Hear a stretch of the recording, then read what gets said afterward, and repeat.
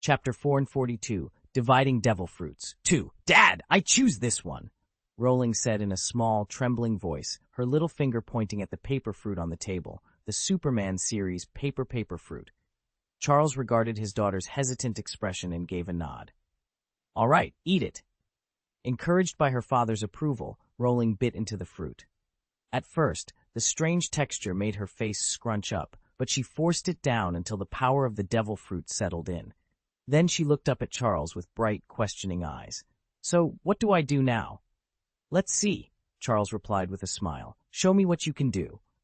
Rowling took a deep breath and held out her hands. In an instant, a pristine sheet of paper materialized between her palms, drifting gently into her grasp. She turned it over, marveling at the smooth, blank surface. Not bad, Charles praised. Keep refining it, and you'll have perfect control in no time.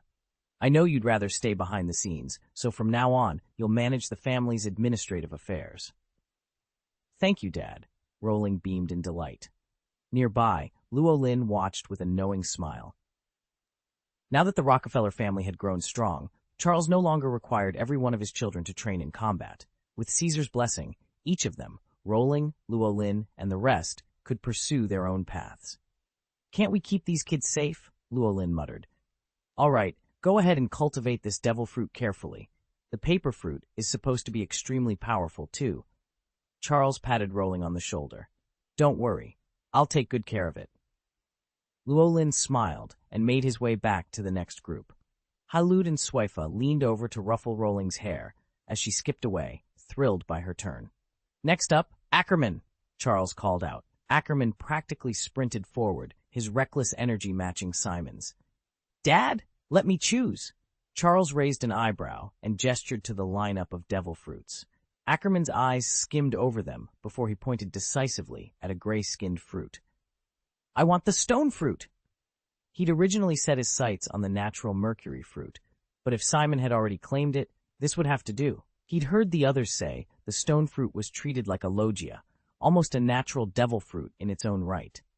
Ackerman didn't fully grasp what logia meant, but everyone raved about its power. Without hesitation, he plucked the gray fruit from the display.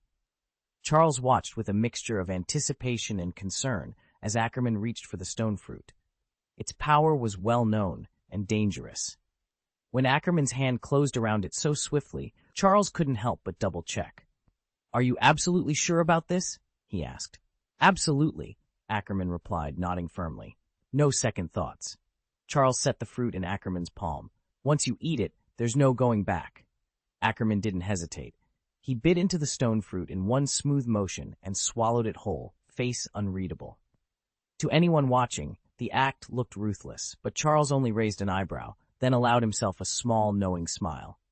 Moments later, Ackerman closed his eyes.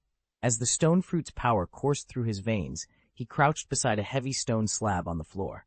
Placing both hands on its surface, he spoke in a low, resonant voice, Rise!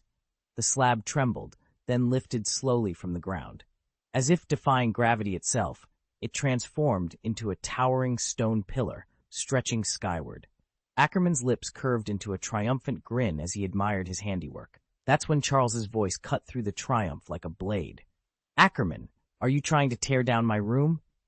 At once, Ackerman's newfound strength drained away, and the pillar stuttered to a halt. He blinked, clearly taken aback. The stone pillar ground to a halt, and Ackerman froze in place like a scolded child, hovering nervously before Charles. Charles rubbed his forehead in frustration. Do you even realize how reckless you were? Apt, restore it to its original position. At his command, Ackerman pressed both hands against the pillar. The strange, familiar energy flared under his touch, and slowly he guided the stone back down until it sat exactly as it had before. Yet the faint scratches on its surface made Charles's skin crawl. His compulsive nature couldn't tolerate even minor imperfections. He waved toward the maid standing nearby. Have someone come and refinish this later. Yes, Patriarch, she answered with a curtsy, then offered Ackerman a reassuring smile. You may step aside now. Charles merely nodded. Ackerman gratefully withdrew, joining Simon at the edge of the room, both standing in respectful silence. Charles turned to the other children. Rachel, come here. A bright smile lit Rachel's face as she skipped forward. Yes, Dad, Charles waved his hand. Pick one. Rachel studied the row of devil fruits laid out before them, her eyes flitting over each strange swirled orb. At last, she pointed decisively at the superhuman Ginkin fruit. Dad, I want this one. Charles gave a nod. Ginkin was a formidable choice, but then his gaze drifted to another fruit farther down the table, the golden fruit. Its surface shimmered like pure sunlight, the same devil fruit wielded by Emperor Gilder Tesoro in the old legends. In this life, Esdeath had pried it from the hands of a defeated pirate crew, and Charles still couldn't believe his eyes when it appeared among her spoils. There was no question of its value or its power. Back in his previous life, Charles had watched every film depicting Tesoro's reign. He'd seen how the Emperor unleashed torrents of golden energy, how he forged weapons of pure light, and, most awe-inspiring of all, how he transformed into a towering golden colossus. Had it not been for Luffy's timely intervention in those movies, the outcome would have been anyone's guess. Rachel's gaze locked onto the golden fruit, her expression alight with excitement. Charles hesitated, torn between granting her first choice and the temptation of this legendary treasure. Charles hesitated for a moment, then shook his head, relief flooding him. It was just a golden devil fruit, after all. If his daughter liked it, why not let her have it? Rachel might be flighty, but Charles Rockefeller wasn't going to let a devil fruit go to waste. He held the shimmering fruit out to her. Rachel, you must cultivate this devil fruit carefully. It's incredibly powerful. Rachel's eyes widened with determination. Yes, I promise, I'll master its power. Charles smiled and nodded, but as soon as Rachel turned away, his mind raced. In the original chronicles, it was Tesoro who fully unlocked this fruit's potential. If he could guide Rachel through those same steps, she might be able to awaken her abilities far more quickly. Of course, whether she actually achieved that final breakthrough would depend entirely on her. With a small sigh, Charles settled into his thoughts. Meanwhile, Rachel wasted no time. She braced herself and took a bite of the golden fruit's flesh. The sour, cloying taste immediately threatened to make her gag, but she forced it down. Closing her eyes, she reached inward, searching for the surge of power that was supposed to follow. Seconds ticked by. Minutes. Nothing happened. Rachel opened her eyes, frustration etched on her face. The golden fruit's power lay dormant, no warmth, no tingling, no burst of energy. She swallowed hard, determined not to give up. But for now, the devil fruit's promise remained silent. Chapter 443. Dividing Devil Fruit. Charles blinked and held his daughter Rachel in his gaze as she struggled to restrain her excitement. Her cheeks flushed pink. A faint smile curved his lips. He flexed his right hand and with a fingertip gesture, pulled a solid chunk of gleaming gold from the enchanted bracelet cuffed around his left wrist. Here, give this a try, he said, extending the heavy piece toward her. Rachel's eyes widened at the sight of the shining metal. For a moment, desire and wonder warred in her expression. She leaned forward, fingers trembling with anticipation, and picked up the gold. The instant her skin made contact, a thrill shot through every nerve in her body, as though a hidden spring had been released.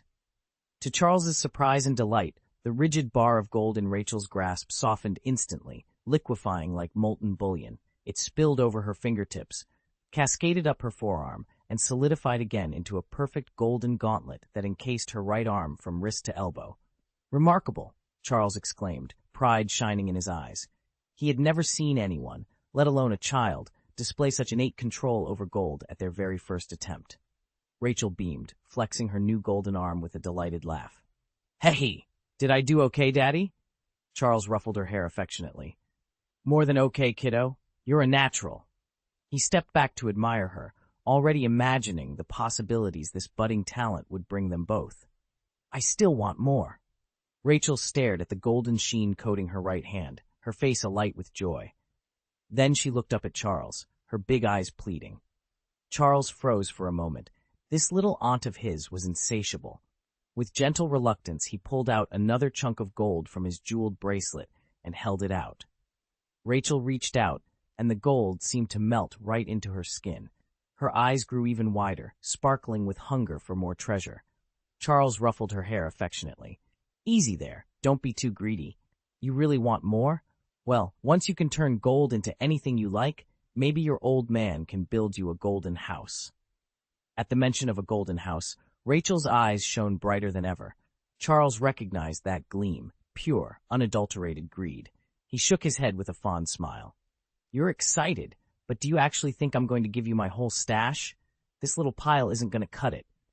Rachel pouted and glanced at the handful of gold that barely covered her arms. But Daddy, you promised. You said. Charles only chuckled, feeling both amused and exasperated. Sorry, kiddo. That's all I can spare for now. At last, Charles reached into the castle's ornate bracelet and withdrew a large gold ingot, 3 times the size of the 2 smaller pieces he just handed Rachel. The moment the hefty bar appeared, Rachel's eyes widened, locked onto its glittering surface. Hand it over. Train hard. Don't let me down, Charles ordered, his tone firm. Yes, Dad. I promise I won't disappoint you. Rachel chirped as she accepted the ingot. Polite as her reply sounded, her gaze never left the gold. The instant her fingertips touched the metal, a radiant golden aura swept upward from her waist, covering her lower body in a warm, shimmering glow. She looked like a living statue forged from pure gold, and Charles couldn't help a quiet chuckle at the sight. When the light failed to climb any higher, Rachel shot him a plaintive look. Charles shook his head, and with a swift motion, tapped her gently on the head. No more whining. Ouch! Rachel protested, rubbing her temple. It's gone. Charles arched an eyebrow. Oh? Rachel forced a haughty grin, though her eyes were already drifting back to the bracelet on Charles's wrist. So, what's next? Show me the next one. Charles waved her off. With a final huff, Rachel stomped away, the last glimmer of gold fading from her form. The courtyard was bright with midday sun, and the golden plates sewn onto each child's jacket gleamed like molten light. Charles surveyed the grate, line with a calm, assessing gaze. Simon Clark and Ackerman Faust couldn't take their eyes off the massive ingot decorating Rachel's chest, worth at least 10 million Beliries. Even a single gram shaved off that ingot would make any one of them rich beyond measure. Rachel ranked as the wealthiest among her brothers and sisters, at least on the surface. Who could know if Kai, their eldest brother, wasn't quietly stashing away his own secret fortune? Simon had seen Kai slipping in and out of Happy Street more times than he cared to count, always under the pretense of an inspection, Caesar would say. Once, Simon had pleaded to join him. Caesar had refused outright. Ridiculous. If Charles ever learned that Caesar had taken a 7-year-old Simon into Happy Street, he'd have torn the man limb from limb. But Charles remained blissfully unaware of the whispered rivalries and grudges simmering among the younger children. His concern lay elsewhere, strengthening these kids, honing their skills and resilience for the chaos he knew was coming, a storm that would last 5-6 years, maybe more. He opened his notebook and called out, "Daisy, step forward." Daisy, who'd been waiting quietly at the end of the line, slid out and approached Charles with a steady, hopeful look in her eyes. Charles watched with a gentle smile as Daisy raced across the courtyard. "Go on," he called. "Pick whichever devil fruit you like." Daisy skidded to a halt before the display table, her eyes wide with excitement. She studied the row of fruits as if each one were a treasure waiting to be claimed. At last, she reached out a small finger and tapped one in particular. "Father, I want this one," she declared. Charles leaned in to read the label. "Superhuman weapon fruit," he announced. "The ability of Baby 5 from the Don Quixote family. Quite the powerful gift." A faint breeze stirred the leaves overhead, and for a moment the island seemed to hold its breath. Kamei Island had been at peace for years, ever since Charles and his late wife had taken up residence in the old castle by the sea. But today, that peace was about to be shattered. Unbeknownst to them, a band of eager pirates, dreaming of fame and fortune, had slipped into these waters. Their captain, a brash young upstart with a flair for theatrics, coveted the island's hidden wealth. He boasted that he would overthrow Charles and claim Kamei Island as his own. At first, Charles paid their threats no heed. What harm could a ragtag crew of fools do against the lord of this castle? But the pirates were reckless. Before the sun set, they had trained a cannon on Charles's stronghold and loosed a thunderous shot. The blast shattered a section of battlement and rained stone across the courtyard. Daisy yelped in surprise, and something in Charles stirred. He drew his sword with a single, fluid motion. No drawn-out confrontation, no second chance. The next moment, the pirate captain's name was lost to the wind, his body cleaved in two by the blade's swift arc. Silence fell. Daisy stared in wide-eyed awe, too stunned to speak. Then, as if summoned by fate itself, the fallen pirate's devil fruit, a swirling orb of power, appeared on Charles's dining table, awaiting its new master. Charles sheathed his sword, his face calm once more. He met Daisy's trembling gaze. "Well," he said softly, "it looks like we have more choices to make tonight." Daisy gave the superhuman weapon fruit one last longing look.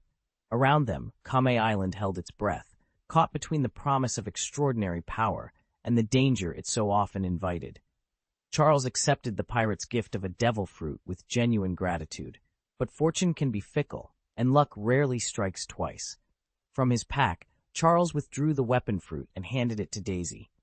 "Weapon-type devil fruits are a true test of an ability user," he reminded her. "From now on, we'll need to cooperate closely with the scientific division." "All right," Daisy replied, determination shining in her eyes. Charles smiled as Daisy lifted it to her lips. She bit down, her brow knitting in concentration. When the fruit was finished, she hesitated, then raised her right hand. In stunned silence, everyone watched her fingers stretch and reshape into a gleaming dinner knife. A knife, they thought, is still a weapon. If it could harm or even kill, then it met the requirement. Daisy stared at the blade in her hand, cheeks burning. She'd meant to summon something formidable, but her mind had drifted to the ordinary table knife she'd used at breakfast. Embarrassed, she willed the knife back into her flesh and watched her hand shrink to its normal size. Charles gave her an approving nod. "Not bad," he said. "It looks like only a single line of text was provided. Could you please share the entire chapter you'd like rewritten?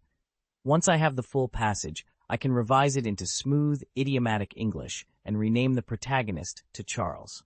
Chapter 444, Distributing Devil Fruits. 4. Daisy nodded, her cheeks pink as she hurried back to her place.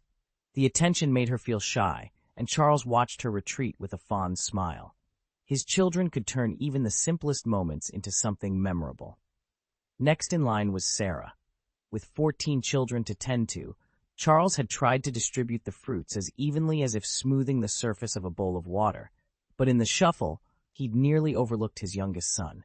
Sarah was quiet, introverted, and so unassuming that, without his mother Tianyue's reminders, Charles might have forgotten him entirely.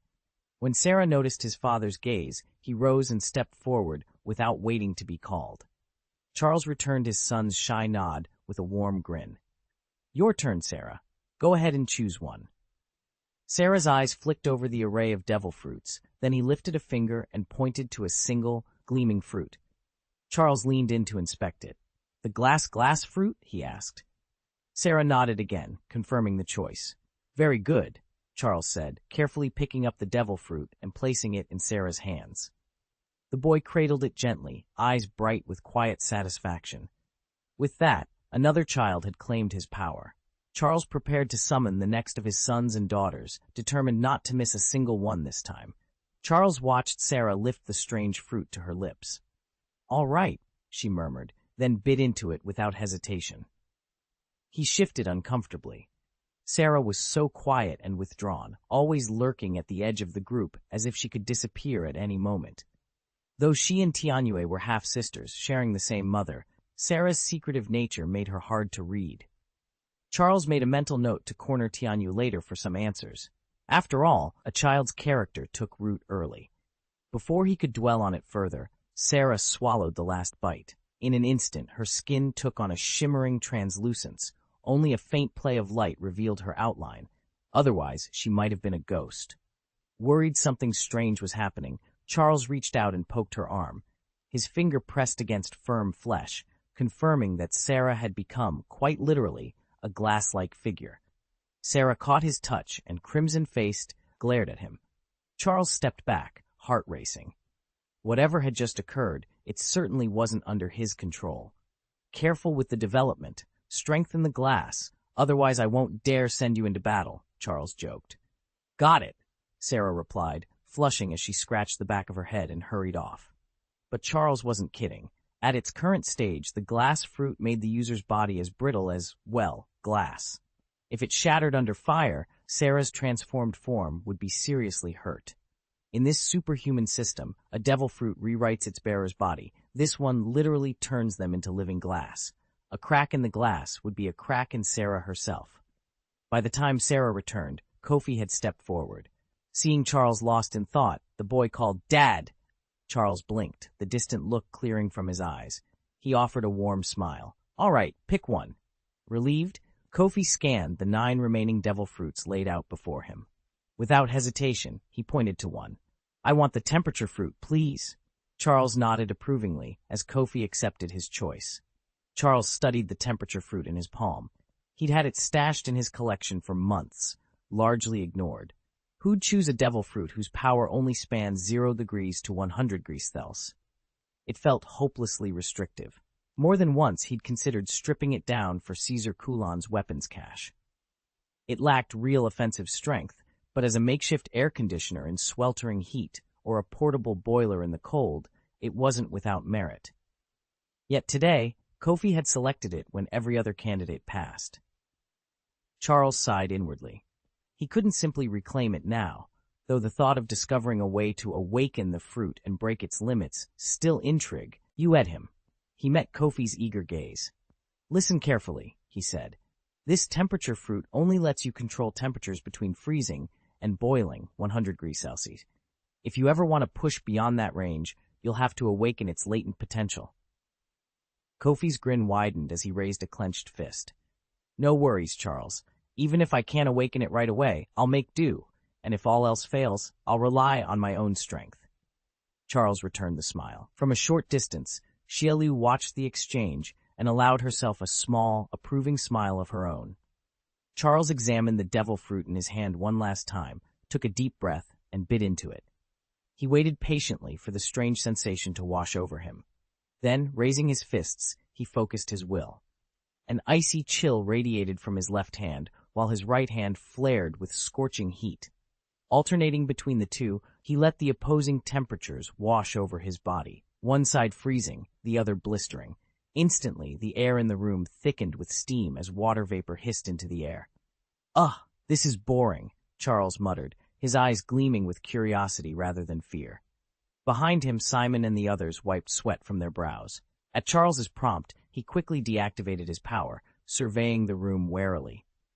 Then, clenching his fists once more, he summoned a wave of cold that swept through the haze, dropping the temperature until every last wisp of steam vanished.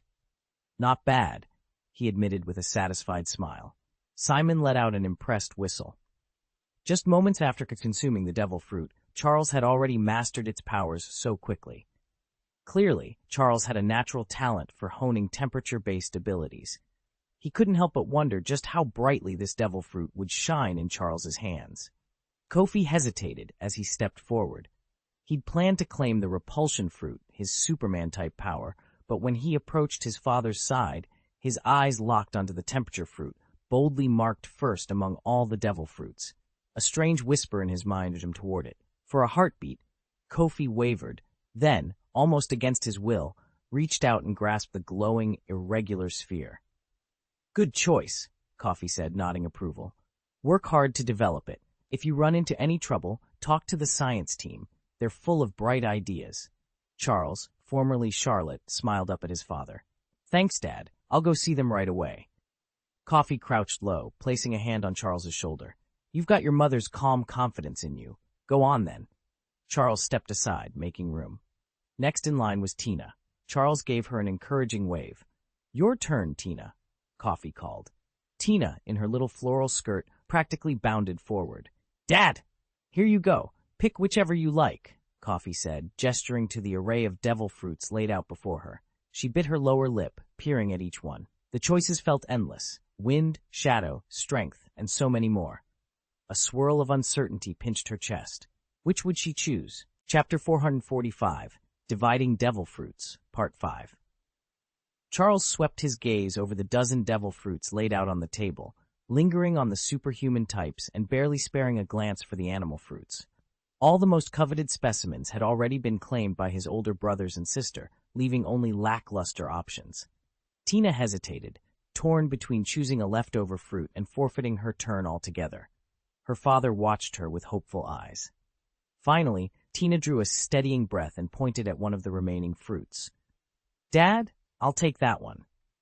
Charles leaned forward to examine the choice, the superhuman barrier devil fruit. It offered no flashy offensive power, but its defensive properties were renowned. So long as its user possessed enough strength, any attack could be completely repelled. He picked up the fruit and placed it gently before Tina. "Very well, you've made your choice. Go ahead and eat it." "Okay." Tina nodded, determination shining in her eyes. She'd heard how the barrier fruit rendered its user nearly invincible, and with that power, she believed no one would ever be able to hurt her again. Steeling herself against the familiar wave of nausea, she raised the fruit to her lips and swallowed it whole in one smooth motion. A hush fell over the room as Tina clenched her fists, bracing for the intense surge of power that would soon flood through her veins. The acrid scent of the devil fruit still made Tina's stomach lurch, but the moment she swallowed it, a surge of power coursed through her veins. Her right hand quivered, and a pale green aura flashed into being, a translucent barrier that solidified into a shield before her. Charles watched, a fond smile tugging at his lips. He rapped the shield with his knuckles. Bang, bang, bang! A hollow thud echoed back. He shook his head. "Don't lean on the devil fruit too much, Tina. Real strength comes from training your body, remember?" Tina grinned, easing her queasiness. "I know, Dad. I'll train hard." Charles nodded, took a sip of his tea, then looked at the two children still waiting. Tina stepped aside, her barrier dissolving, and Charles called, "Powell, come on up." At the summons, Powell hurried forward. Charles swept his hand over the remaining fruits. "Pick whichever power you like." Before him lay 5 superhuman-type fruits and 4 ancient animal types. After a quick glance, Powell pointed firmly at one of the superhuman fruits. "Dad, I'll take this one."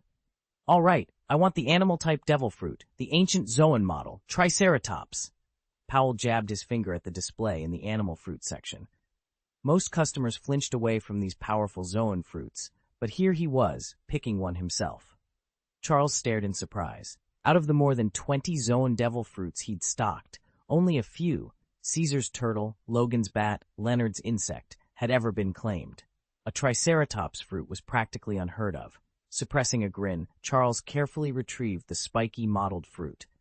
"Once you eat it, there's no turning back. But Zoans are among the strongest devil fruits. You've made an excellent choice." Powell's eyes gleamed with determination. Without another word, he lifted the exotic fruit to his lips and swallowed it in one swift bite. Almost instantly, a roaring power surged through him. Charles backed away as Powell's muscles swelled beneath his shirt, seams ripping under the strain.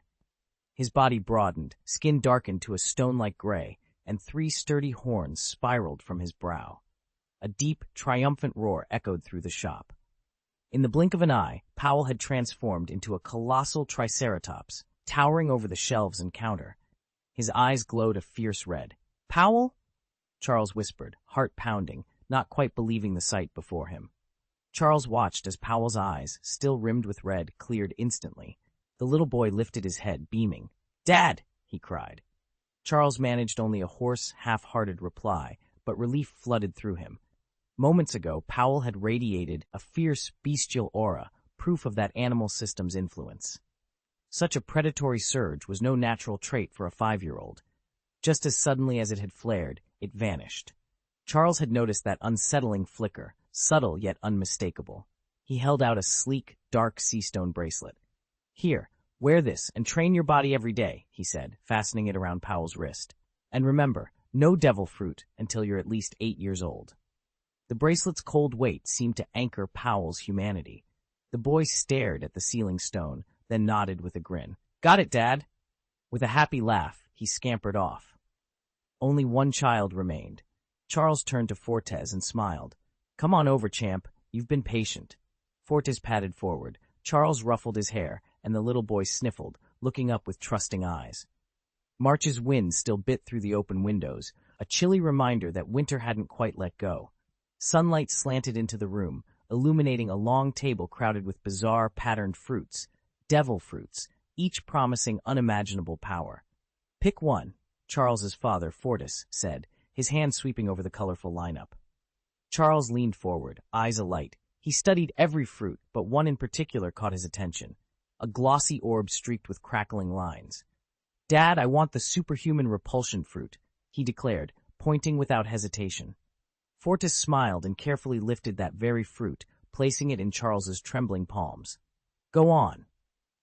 Without a second thought, Charles bit into the uneven flesh. Agony flared across his mouth and tongue as he finished the entire fruit in one gulp. He swallowed, cheeks flushed, and looked up at his father. Now see what you can do, Fortis prompted. Charles closed his eyes, gathering his courage. Slowly, he raised his right hand and held his open palm a few inches from the empty air. At first, nothing happened, but then suddenly, a powerful gust burst outward, slamming into the far wall with a thunderous whoosh. Charles's bangs whipped up in the blast. He stared in awe at his hand, heart pounding. This was the repulsion ability, the power to push away anything he willed. Even air itself could be weaponized or redirected. The realization made his chest soar with excitement. Fortis chuckled softly and reached out to ruffle Charles's wind-blown hair. You did it, he said proudly. Charles beamed back, already imagining all the ways he'd master this new gift. That devil fruit is incredibly powerful. If you train it properly, it will reward you in ways you can't even imagine. Charles ruffled Fortis's hair. Understood? Fortis nodded eagerly, and Charles allowed himself a satisfied smile. By the end of the afternoon, all 12 of his children had taken their devil fruits. Everyone except Helud and Svifa, the only two among Charles's 33 offspring who had yet to try one. Yes, 33. Earlier this year, 4 more maids had fallen pregnant, and although those babies were still months from birth, they were already counted in the ever-growing tally. Develop your devil fruit powers, Charles continued, scanning the young faces before him. But don't ever neglect your bodies. Physical strength is the foundation for everything else. You know that. Yes, Father, the 12 children answered in unison. Chapter 446, Patterns of the New World. Time crept forward. It had now been 3 months since Charles swallowed his devil fruit, and the New World had grown more chaotic than ever. Pirates from every corner of the globe carved their own paths of destruction, plundering islands, ambushing merchant ships, and carving out territories with blood and steel. The Rockefeller pirates, under Admiral Esdeath's iron command, and with Charles at her side, found themselves on constant patrol, striking at piracy wherever it flared. By the Hainan calendar, it was the year 1499, the busiest, most frantic year in the history of the Rockefeller fleet. There wasn't a moment's peace aboard their flagship, the Aurora's Wrath, whether in the heat of battle or racing toward the next engagement. On the sun-drenched deck one afternoon, Sif, the ship's agile lookout, came running breathlessly to Esdeath's side. Sister, Admiral, she panted, we've just received word. A band of pirates has invaded Ore Island number 24. Esdeath, draped in her customary dark coat, stood at the bow, her expression unreadable. She turned her cool gaze on Sif. Which crew dared attack our people? She asked, each word carrying the weight of a blade. Sif felt a chill at the murderous intent swirling in those eyes. The Scythe Pirates, Sif reported. Their captain is William the Scythe. Esdeath's lips curved into a grim smile. Then they've chosen their opponent poorly. She raised her voice so the entire deck could hear. To your stations, we set sail immediately. Show the Scythe Pirates that attacking a Rockefeller stronghold is a death sentence. Aye, Admiral, Sif replied, scrambling away to carry out the order. Moments later, the first squadron of Rockefeller ships cut through the waves toward Ore Island, number 24. Sails billowing, cannons primed.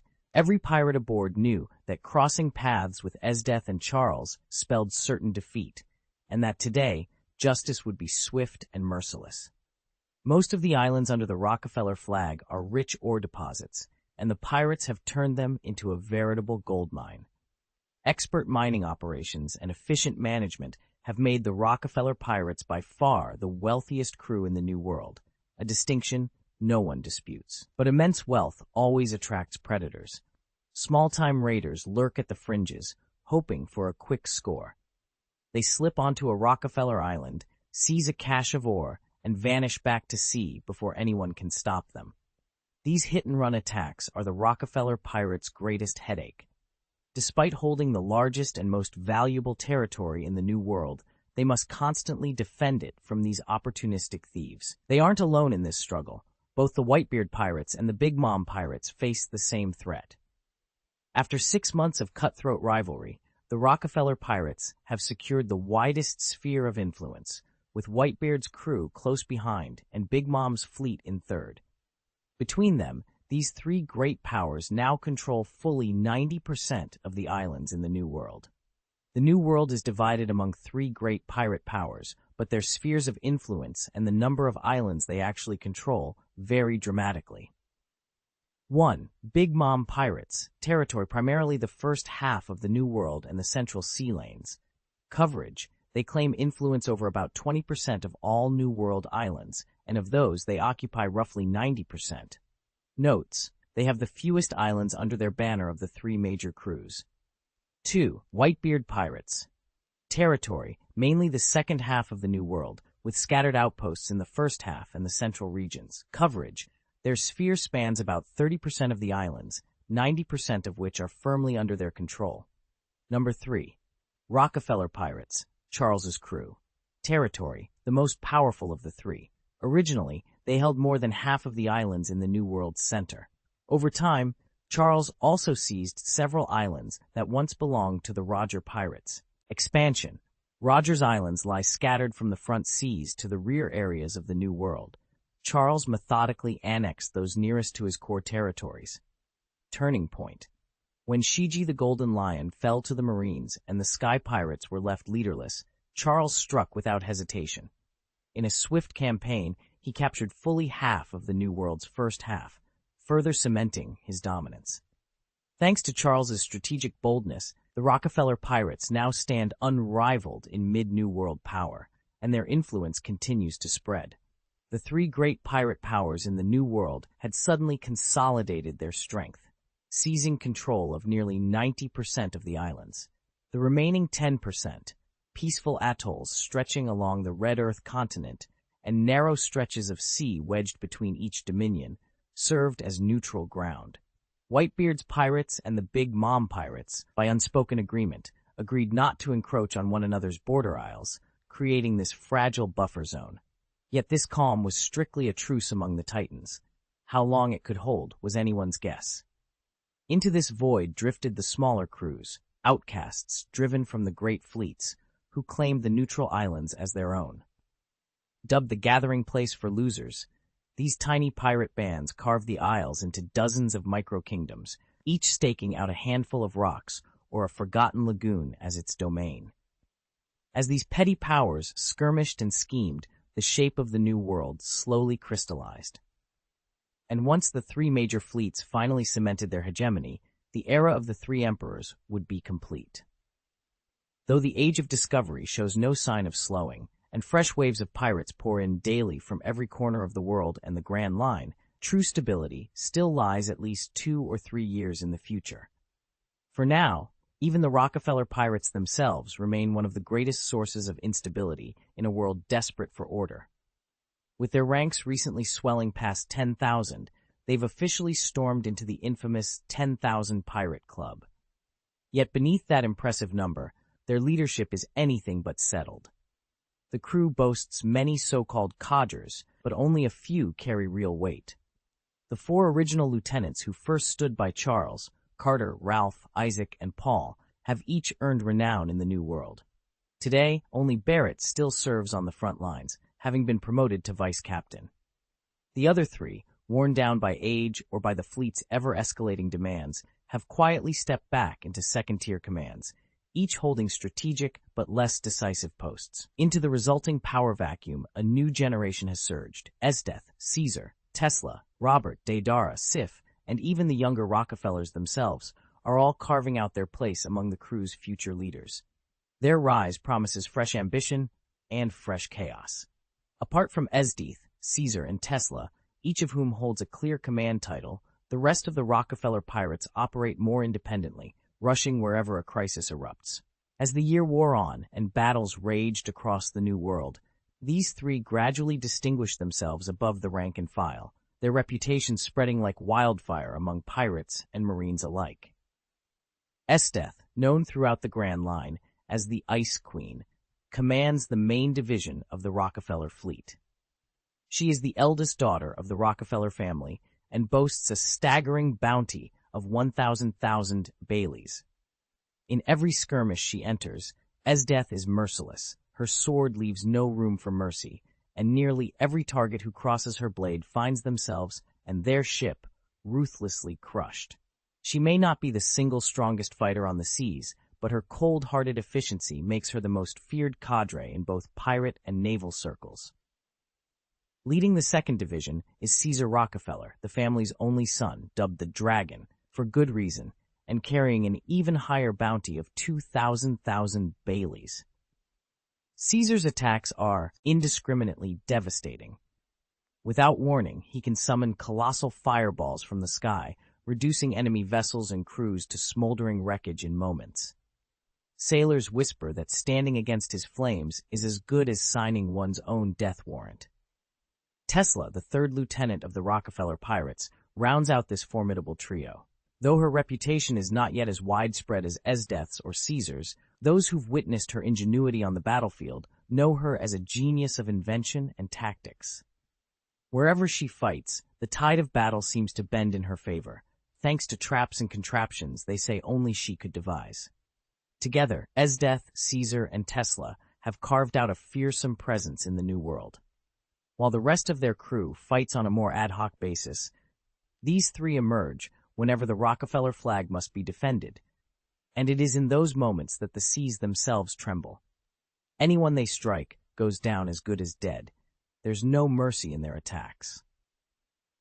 What's more unsettling is their bizarre temperament. They treat battle like a game, toying with opponents for sheer amusement.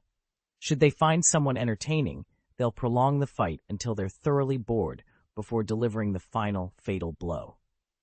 The most notorious among them is Thor Rockefeller Tesla, captain of the 3rd Division of the Rockefeller Pirates and the 2nd son of the famed Rockefeller family. His head carries a staggering bounty of 7 billion Baileys. Chapter 447, New Stars of the New World. A single strike of lightning, swift, merciless, and impossible to guard against, has struck fear into the hearts of countless pirates. Such is the might of the natural thunder fruit, whose blinding speed and overwhelming destructive force have sent shockwaves through every corner of the New World.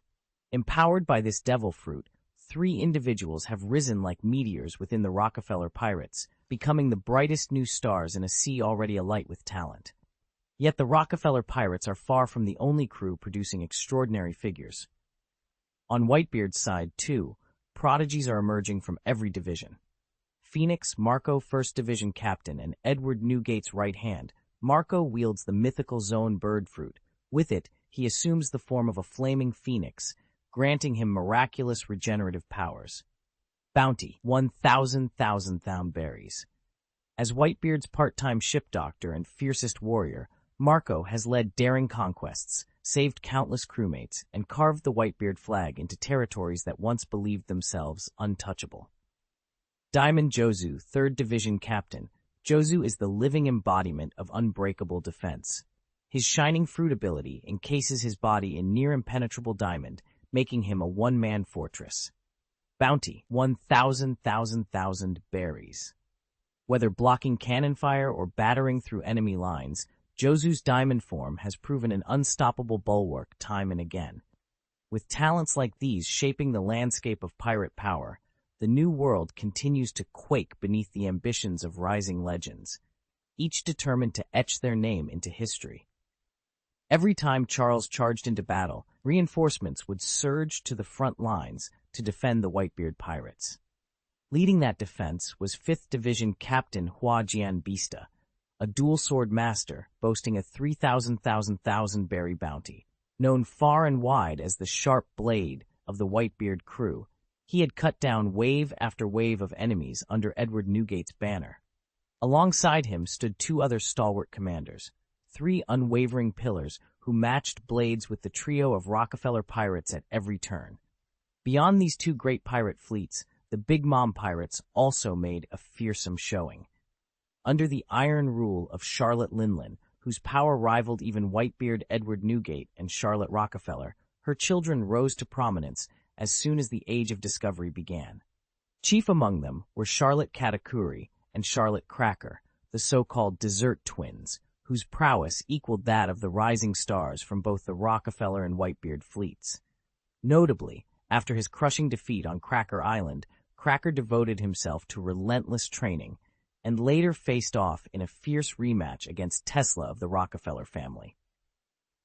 After fighting through the day and night, neither side could gain the upper hand. It ended in a complete stalemate. In the wake of that deadlock, all 8 combatants were officially appointed dessert twins of the Big Mom pirates. As for Smoothie, she was still too young to have made much of an impression. These same 8 have now been honored as New World Stars by the Good Deeds Council, heralded as the rising talents of the 3 greatest pirate fleets. When Charles heard the news, his face turned serious.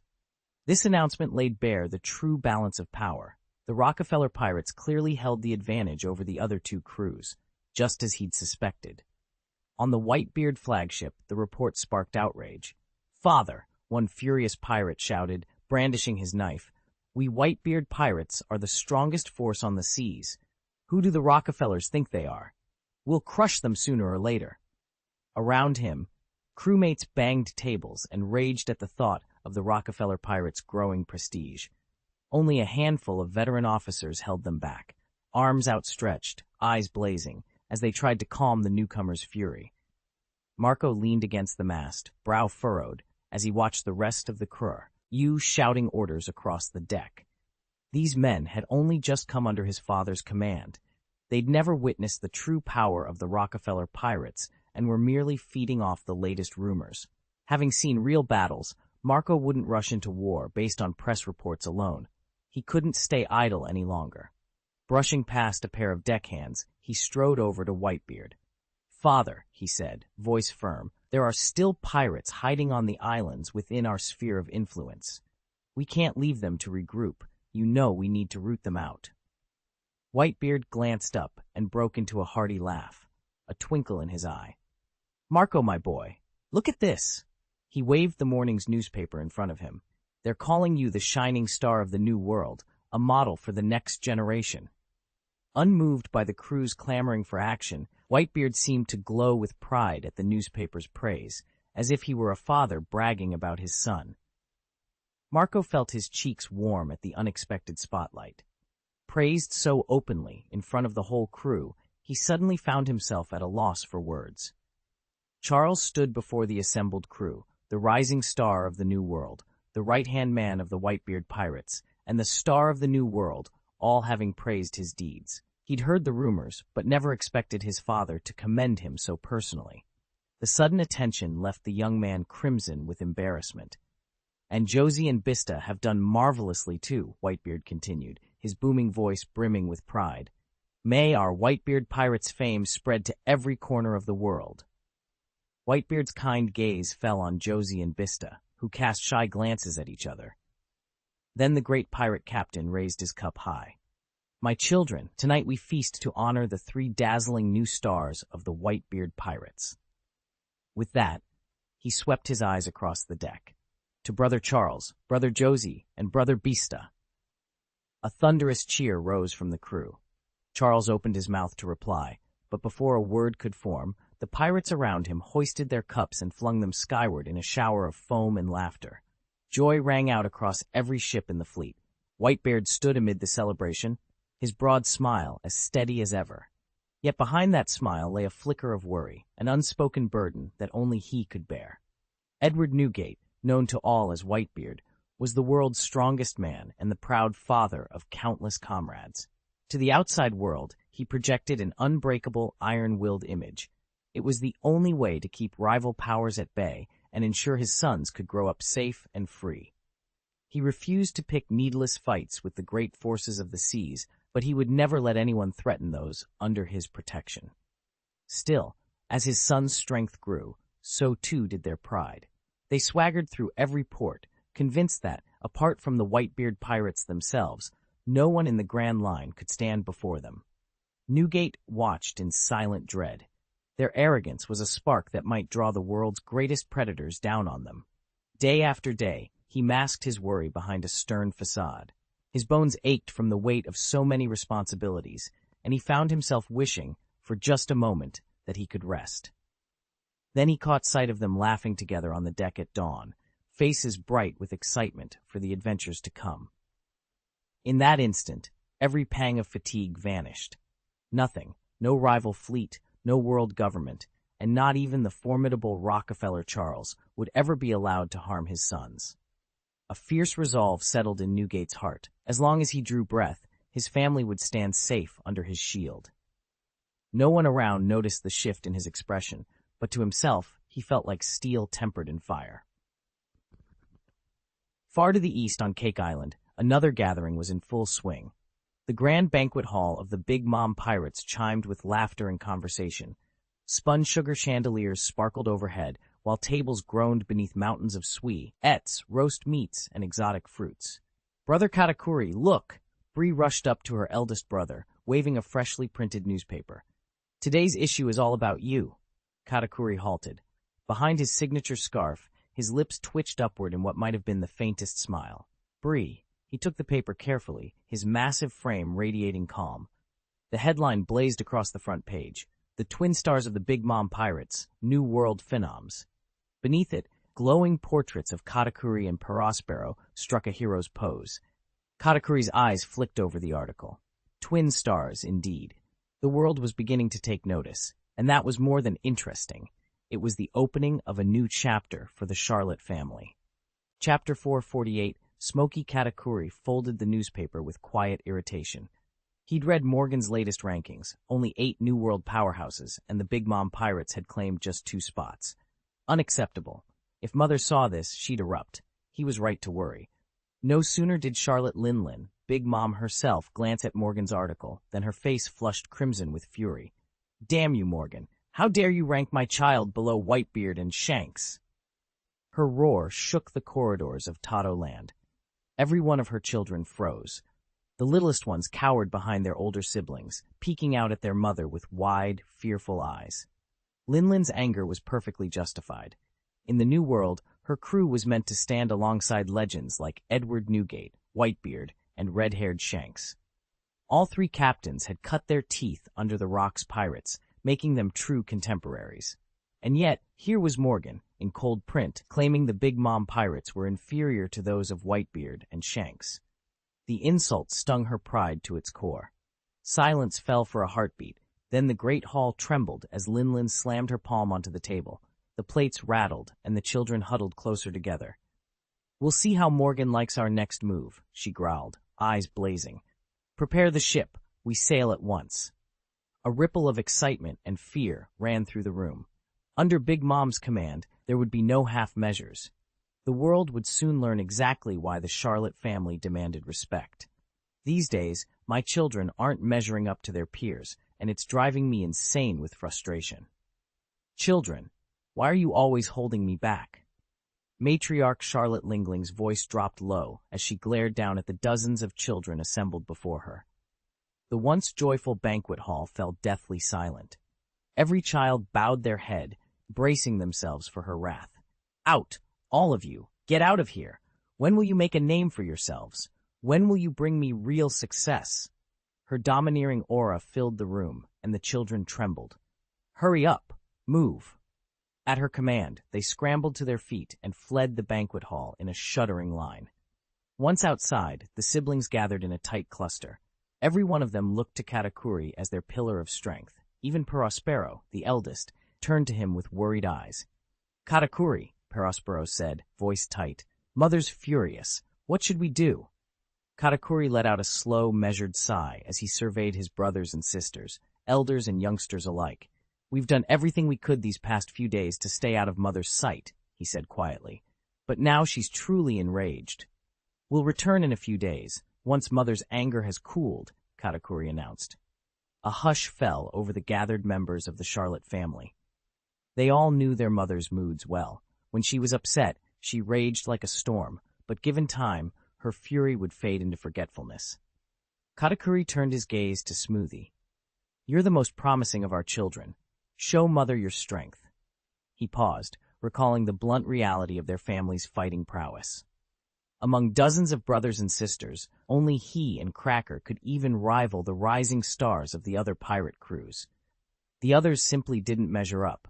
Yet Smoothie alone possessed a spark of true talent, though she was still young and unrefined.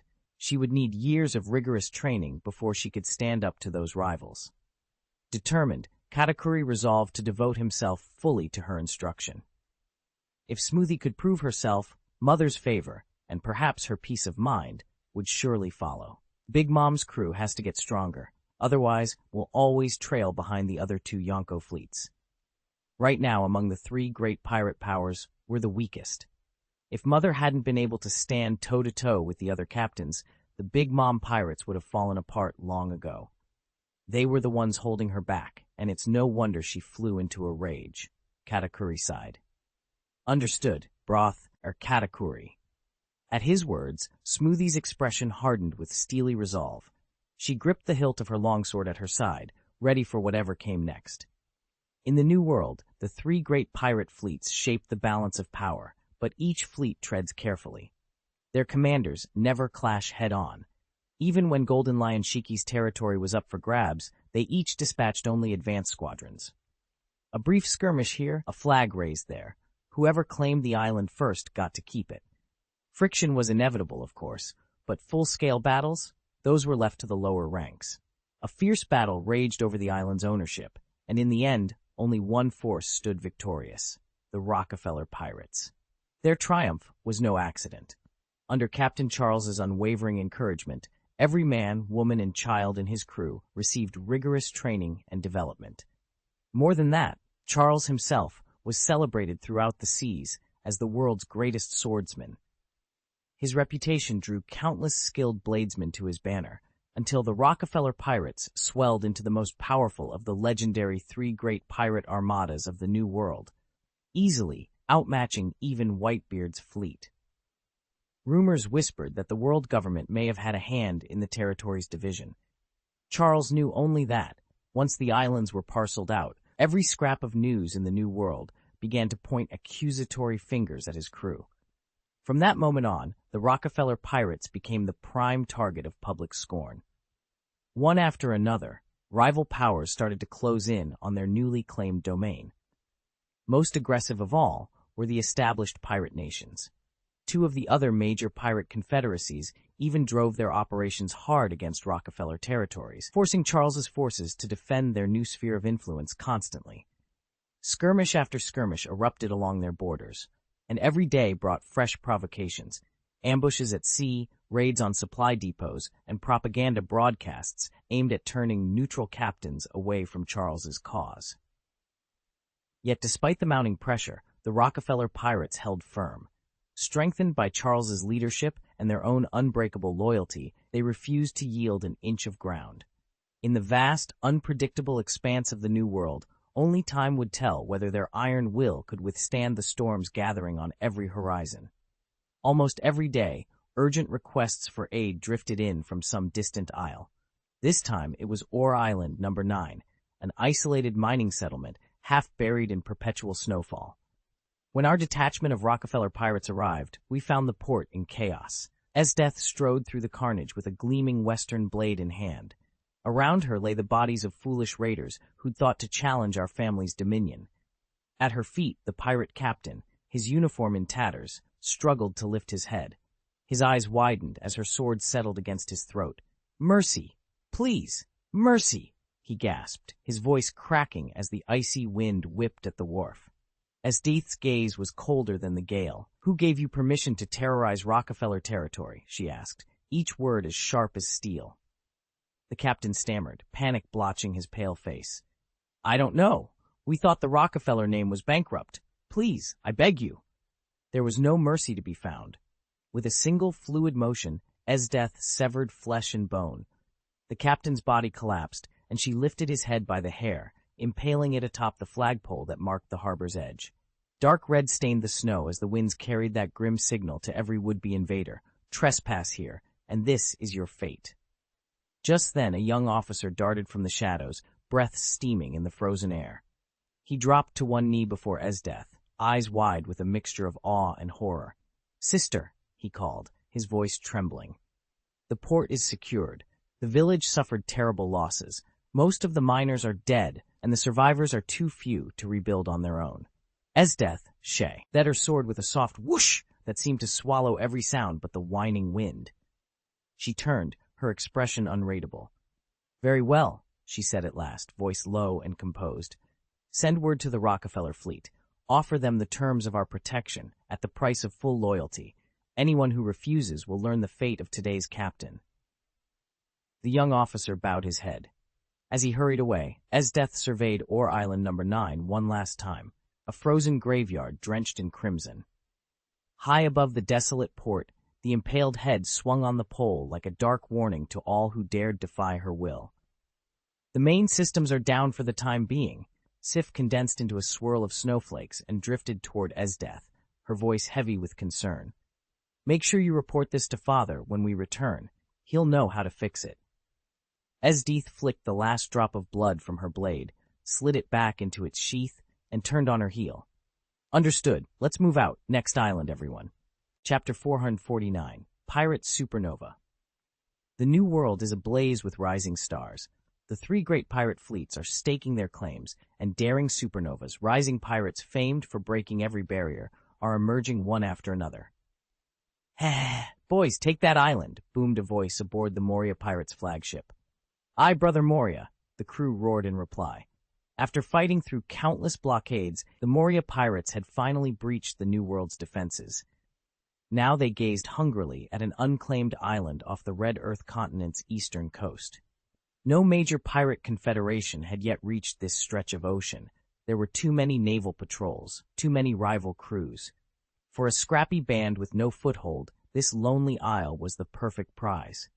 "Just look at it, Brother Moria," his first mate Grim called, pointing toward the emerald shores rising from the sea like a hidden treasure chest. Every man on deck wore a bloodthirsty grin. In pirate lore, this island was infamous. Dozens of minor crews had tried to settle it and vanished without a trace. Its name was cursed, until recently when it fell under the control of the Geo crew. Their captain, Geo, had once been a kingdom general, commanding disciplined troops in royal service. But one day he'd heard the stories of Gol D Roger, the pirate king, and felt an irrepressible pull toward freedom on the high seas. He abandoned his post, rallied a band of fellow adventurers, and declared himself a pirate. Now Geo's flag flew over the island, along with all the spoils and defenses he'd built in the wake of his defection. That made him Charles Moria's next obstacle. And as the dark sails of the Moria pirates drew closer, both sides readied themselves for the explosive battle to come. Everything changed the moment the Moria pirates showed up. "General Geo, we can't hold them off any longer," cried one of Geo's lieutenants, panic in his voice. Even after all these years, some of Geo's old subordinates still called him General Geo. "Damn it," Geo snarled, a lit cigar clenched between his teeth. In an instant, his muscles rippled, bones cracking into a massive striped pelt. His roar shook the air. "I never expected you to be a devil fruit user," someone murmured in awe. From the shadows stepped Moria himself, a towering figure with a long, menacing blade in hand. He fixed Geo with a cool, amused smile. With a deafening roar, Geo leapt forward, claws outstretched. "Tigers don't back down." His massive paw slammed into Moria's blade with a thunderous clang. "You actually have the nerve to seize this island with such weak power?" Moria taunted. He twisted his blade, shadows swirling around the edge. "Shadow knife," he whispered. A flicker of darkness formed along the blade, slicing clean through Geo's flank. Flesh parted with a sickening rip, and blood spurted in glossy arcs. Geo staggered, his roar choking off as the wound opened wide. The cigar fell from his maw, embers scattering on the ground. Moria sheathed his blade in one fluid motion and let out a low, triumphant chuckle. Moria advanced on Charles with a cruel grin. "Become my shadow," he snarled, and without warning, he swung his blade. In a single, brutal arc, he severed Charles's very shadow from the ground. Charles's scream echoed across the clearing as he staggered backward, the life draining from him. "Throw him in the cage," Moria ordered, his voice cold and unyielding. His crew leaped forward, binding Charles in heavy iron chains. No one dared protest. Around them, the remaining sailors of the Charles pirates, once defiant, now cowered in terror. Within moments, they scattered, leaving their captain helpless on the beach. Moria surveyed the surrounding islets with satisfaction. "Clear this island," he barked. "Turn it into our forward base for the new world." His men set to work, erecting barricades and posting lookouts. In just 3 days, the entire island fell under Moria's iron-fisted rule. On the morning of the 4th day, Moria climbed atop a stack of barrels in the hastily built camp and threw his head back. His laughter rang out across the harbor. "Heh! Let the name of the Moria pirates thunder through the new world. I will become the pirate king." With that declaration, the Moria pirates set sail again, and their legend grew with each conquest. The chain of islands off the Red Earth continent became their next prize. No crew proved bold enough to resist. Island after island fell to Moria's onslaught until, within weeks, half of the New World bowed to his black flag. Chapter 12. A Rising Shadow in the New World. Almost every island in the New World now lay under the sway of the Moria pirates, every one except those held by the 4 emperors and the 3 great pirate confederations. In scarcely any time at all, Moonlight Moria's crew had swelled to over 1,000 men, ranking them just behind the top 3 powers in the southern seas. Their astonishing growth, however, proved as much a curse as a boon. Moria's rapid expansion became a thorn in the Navy's side. One by one, naval outposts along the Red Earth continent fell to Moria's forces. With each base the Navy lost, their footholds for entering the New World crumbled. Furious at the setback, the Admiralty dispatched multiple vice-admirals to encircle and suppress the ever-spreading pirate horde. For a man usually unflappable, even Moria felt his confidence waver beneath the weight of so many enemies, and yet all the attention only burnished his legend. Bartholomew, Moonlight Moria, wielder of the Shadow Fruit, now carried a bounty of 2 billion belly, one of the most dazzling rewards placed on a single pirate since Gol D Roger first unleashed the Age of Discovery. Sailors and merchants alike whispered Moria's name across the Grand Line, and newspapers everywhere labeled him a supernova, one of the era's most notorious rising stars. High above the ship's deck, the jagged peaks of Upside Down Mountain cut a jagged silhouette against the dawn sky. On the Bucky pirate's crow's nest, young Charles squinted at a scrap of newsprint he'd picked up in the last port. "Captain," he shouted, waving the paper, "you need to see this." Below, Captain Bucky hurried up the ladder. Charles handed him the sheet. Together they scanned the bold headline. "New World Supernovas, Moria Pirates and Bucky Pirates officially designated by government." For a moment the 2 pirates stood in stunned silence as the wind whipped past them. Then Bucky let out a hearty laugh, slapping Charles on the shoulder. "Well, boy," he said, eyes shining, "it seems our little crew has made quite a name for itself. Let's hope the Navy's brings better tea than they do trouble." Charles grinned and folded the paper. Above them, Upside Down Mountain brooded in silence, its peaks promising adventure and danger in equal measure. And so, with new bounties on their heads and the old world's greatest powers gunning for them, the Bucky pirates sailed on toward the heart of the New World, ready to carve out their own legend. Bucky studied Hawkeye Mihawk and Sir Crocodile with growing unease. Both men wore dark, brooding expressions, a look that stretched back a full year, ever since they'd reluctantly signed on with Buggy's pirate crew, each nursing his own hidden ambitions. It all began when Bucky's exploits in the East Blue caught the Navy's attention. Before long, the legendary Marine Vice Admiral Monkey D. Garp had them in his sights, pursuing them without mercy. For over 6 months, Garp drove them from port to port, until they finally breached Reverse Mountain and entered the first half of the Grand Line. Only then did the Navy's chase relent. Throughout that time, Mihawk and Crocodile had hoped to advance their own schemes under the banner of the Buggy Pirates, only to have each plan derailed by Bucky's unpredictable antics. "I've had it up to here," Crocodile snarled. He grabbed Bucky by the collar and slapped a weathered newspaper against his chest. "Because of you, we've spent a year on the run." Bucky leaned back with a helpful shrug. "What did you expect me to do?" he asked. "I'm not exactly in the habit of following orders. That mad dog's just like the one who's hauling off my captain, and now he won't even hear a word in my defense."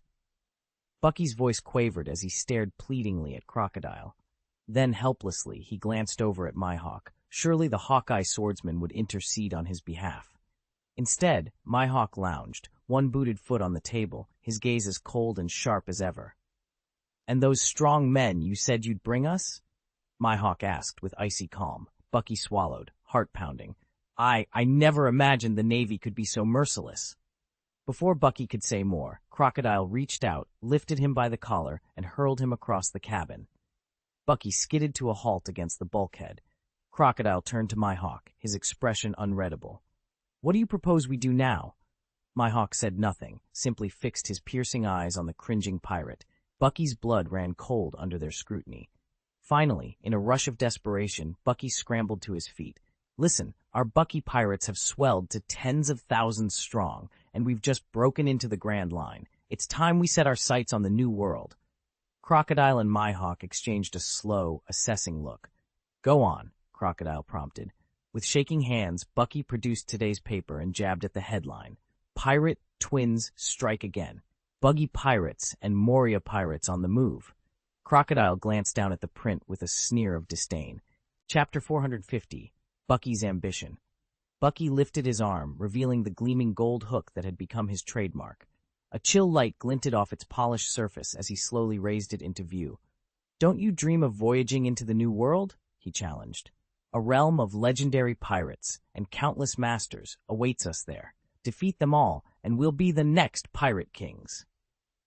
No sooner had the words left his lips than a razor-sharp wind sliced past Bucky's head with a hiss, whoosh, followed by a thunderous crash as splintered wood and debris erupted across the cabin. "I know better than anyone the distance between me and the great Mihawk," Bucky declared, eyes blazing. He was referring, of course, to Dracula Mihawk, the world's foremost swordsman.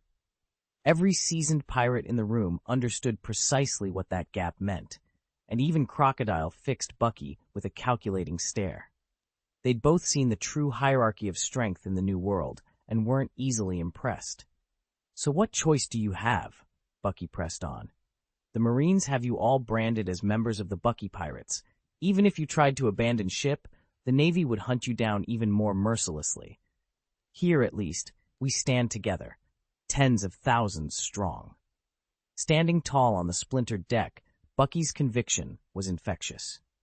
Despite being pursued relentlessly by Admiral Garp across the East Blue for nearly a year, the Bucky pirates still numbered in the tens of thousands, bound by unwavering loyalty to their captain's grand ambition.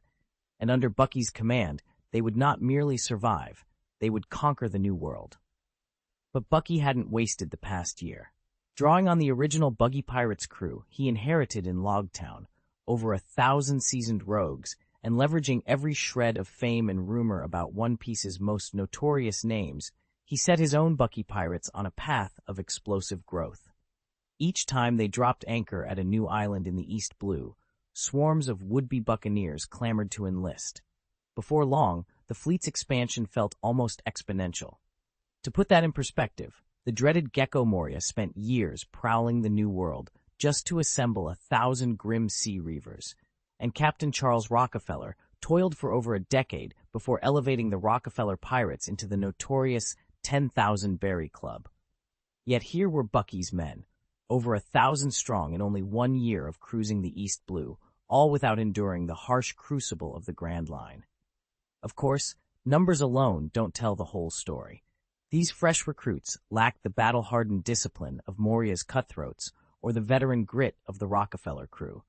Most had never even seen real combat. Their idea of piracy was little more than raiding coastal villages for supplies. But Bucky had been content to judge them on charisma and potential, accepting eager hands even when his own coffers were nearly empty. It wasn't elite power yet, but for sheer breadth of manpower in record time, the Bucky Pirates were already rewriting the rules. If Buggy had unlimited funds, he could arm 100,000 pirates in minutes. But the Buggy Pirates are always strapped for cash. Without those quick raids on coastal towns, they wouldn't even be able to keep their fleet afloat. As it stands, Buggy commands over 50 ships, with dozens of lieutenants and 2 powerful vice-captains. Talent isn't the problem. Given time, they'll rival even the Red Hair Pirates themselves. Every night, Buggy drifts off to sleep, chuckling at the thought. One day, Shanks will have no choice but to surrender. In his dreams, he already hears the band playing his entrance fanfare. But morning brings a rude awakening. The cold, killing stares of Dracula, Mihawk, and Crocodile as they wait for orders. The guilt nags at him. He knows he's exploiting their talents for his own glory. Still, isn't he being used in return? Crocodile leans on Buggy's reputation to gather followers who think they serve only the fearsome Baron. Mihawk's name alone keeps lesser pirates from scoring a shot at him. Buggy sees through it all, but for now he plays along. He needs their strength, and they need his fame. At a silent nod, Mihawk and Crocodile relax. Their murderous glares vanish, and they settle back into their chairs. Business resumes aboard the great pirate ship, and Buggy's grin returns. Tomorrow, perhaps, the world will tremble at his name. The tension in the room finally eased, and Bucky let out a long, relieved breath. "So what's the plan?" he asked. "If we press on into the new world, we're as good as dead. Are we just destined to wander forever?" Crocodile leaned back, a calculating look in his eye. "Exactly. We stick to the 4 seas.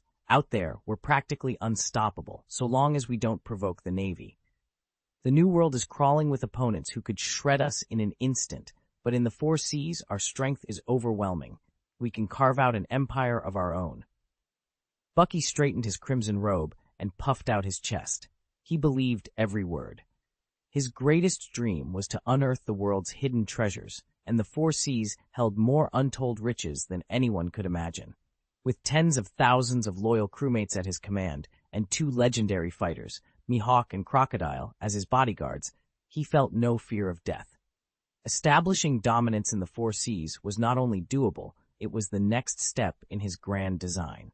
Crocodile fell silent, weighing the proposal. Expanding their power was precisely what he'd been planning, too. Charles knew he couldn't find Pluto on his own. He needed help, and the fastest way to amplify his strength was to enlist Buggy the Clown. Reluctantly, Charles swallowed his pride and agreed to Buggy's plan. Crocodile had already turned him down, but that didn't mean Dracula Mihawk was entirely on board. After all, Mihawk had joined the Buggy pirates for one reason: Buggy's boasts of powerful swordsmen waiting out in the world. Despite a year of being hounded by the Navy, Mihawk had crossed blades with some truly formidable opponents, like that disillusioned master in the twin-sword village of East Blue. The man's outlook might have been bleak, but his skill with the blade was indisputable. Until now, Mihawk had never suggested leaving Buggy's crew. Yet the idea of setting off on a globe-trotting quest made him pause. "Travel the world?" he rumbled, his voice low with concern. "Are there truly such strong swordsmen out there?" Buggy, however, was already grinning from ear to ear. "Of course there are. Did Charles not already sail around the world once? What was his goal then, but to see every style of swordsmanship on Earth, to test his own skill against the best, so he could surpass them? Now it's your turn. Think of how much you'll grow." Mihawk's eyes narrowed, but the gleam of excitement, the rare thrill of a fresh challenge, flickered within. He sheathed his blade with a soft click. Traveling the seas in search of worthy rivals, perhaps that was exactly why he had joined Buggy in the first place. "Then how can you call yourself the world's greatest swordsman if you've never tested your blade against the best out there?" Bucky bristled and opened his mouth to argue, still puzzled by why Mr. Rockefeller Charles had ventured into the 4 seas in the first place. But he quickly realized that Mihawk wasn't really concerned with Charles. He was using Charles's dream to stir up Bucky's own ambition. Once he grasped that, he fell silent. Mihawk's hawk-like eyes snapped open. He'd been lounging with his legs crossed, but now he sat up straight, every bit the master swordsman. "If you truly aspire to be the world's finest," he said in that low, measured voice, "you must journey to every corner of the globe and face its greatest bladesmen. Charles, you surely understood that from the start?" Charles's heart hammered in his chest. He nodded, voice firm. "You're right. I want to sail the 4 seas and see every swordmaster the world has to offer." Instantly, Mihawk's face lit up with excitement. Across the deck, Crocodile glanced on with faint disdain, but said nothing. Bucky's eyes gleamed. His long-buried hunger for adventure had been reignited. They'd already scoured the East China Sea. Now the other 3 seas lay before them. As for the New World, truth be told, Bucky had never cared to sail that far. But with this new purpose, who knew what treasures or challenges awaited? Charles felt the dangers of the New World etched into his very bones. He swore he wouldn't set foot there until the last possible moment. After all, far too many monsters lurk in its untamed wilds. Chapter 451, Pursuing the Path of Dreams. Bucky stepped out of the cabin alongside his two mates, his cheeks still flushed with excitement. He led the way, every inch the triumphant captain, pride shining in his eyes. To the pirates who had sworn loyalty to the Bucky crew, this moment confirmed it. Under Lord Bucky's command, they were growing stronger by the day. Lord Bucky, Lord Bucky! A thunder of voices rose from every deck. Bucky raised his hand and returned their cheers with a broad grin, reveling in the adulation. Yet not everyone shared the crew's enthusiasm. Standing a short distance away, my hawk and Crocodile exchanged glances. Crocodile's brow furrowed especially deep. He had joined the Bucky pirates to advance his own ambitions, but no matter how he played his cards, Bucky's simple swagger and charisma inspired unwavering loyalty. It was infuriating. Crow, Bucky called to the officer who had sailed with him since the East China Sea. "How's the fleet holding up? Are our supplies sufficient?" Crow stood on the quarterdeck, adjusting his spectacles as he surveyed the cheers of the Bucky pirates below. Known among these waters as the Black Cat, he was the man who, 2 decades later, would become the Straw Hat's fiercest adversary and who claimed an intellect rivaling even Ben Beckman's. "Captain," Crow called, striding forward, "although our crew has swelled in number, it's far too unruly. Men are squabbling over scraps, and after plowing through Reverse Mountain, our ships are badly battered. We need time to repair and regroup. A large-scale operation right now would be folly." Since joining the Bucky pirates, Crow's keen mind and unflappable demeanor had won him Bucky's full trust and responsibility for virtually every logistical detail of the fleet. All the while, Crow harbored his own secret ambition to one day seize command of this mighty armada and let the name Black Cat echo around the world. The ceaseless demands left him little rest, yet he thrived on the challenge, convinced that his moment would come. Bucky nodded, a satisfied smile spreading across his face. "You're right, Crow. We'll need a safe harbor. Is there a suitable port nearby where we can refit and replenish?" Crow met his captain's gaze, already plotting their next move. Crow pushed his glasses up the bridge of his nose and spoke in a measured tone. "Whiskey Peak is essentially the repair station for any ship coming out of the upside-down mountains.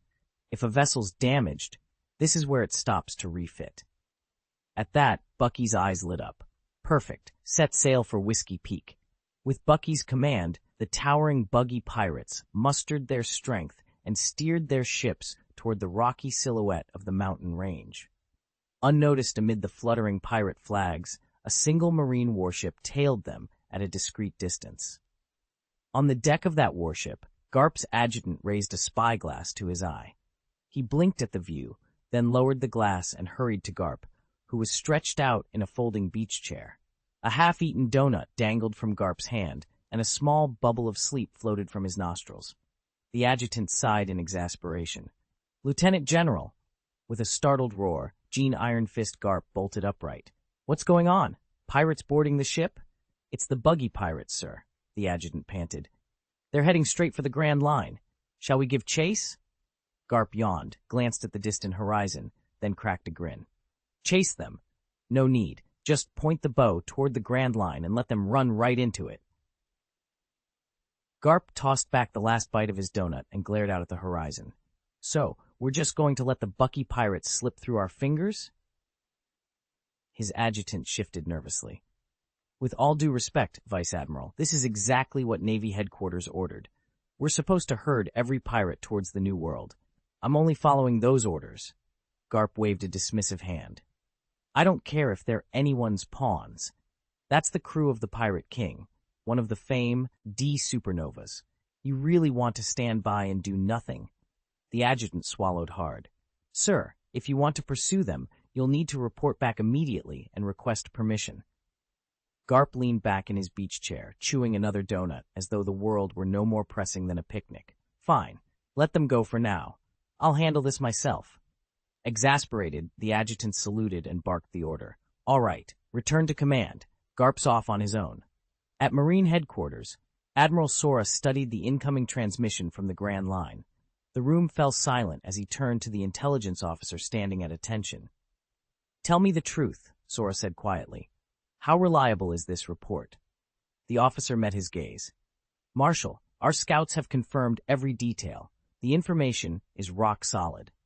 Our scouts report that the Red Earl, Patrick Redfield, has been sighted on the first half of the Grand Line. His purpose remains unknown.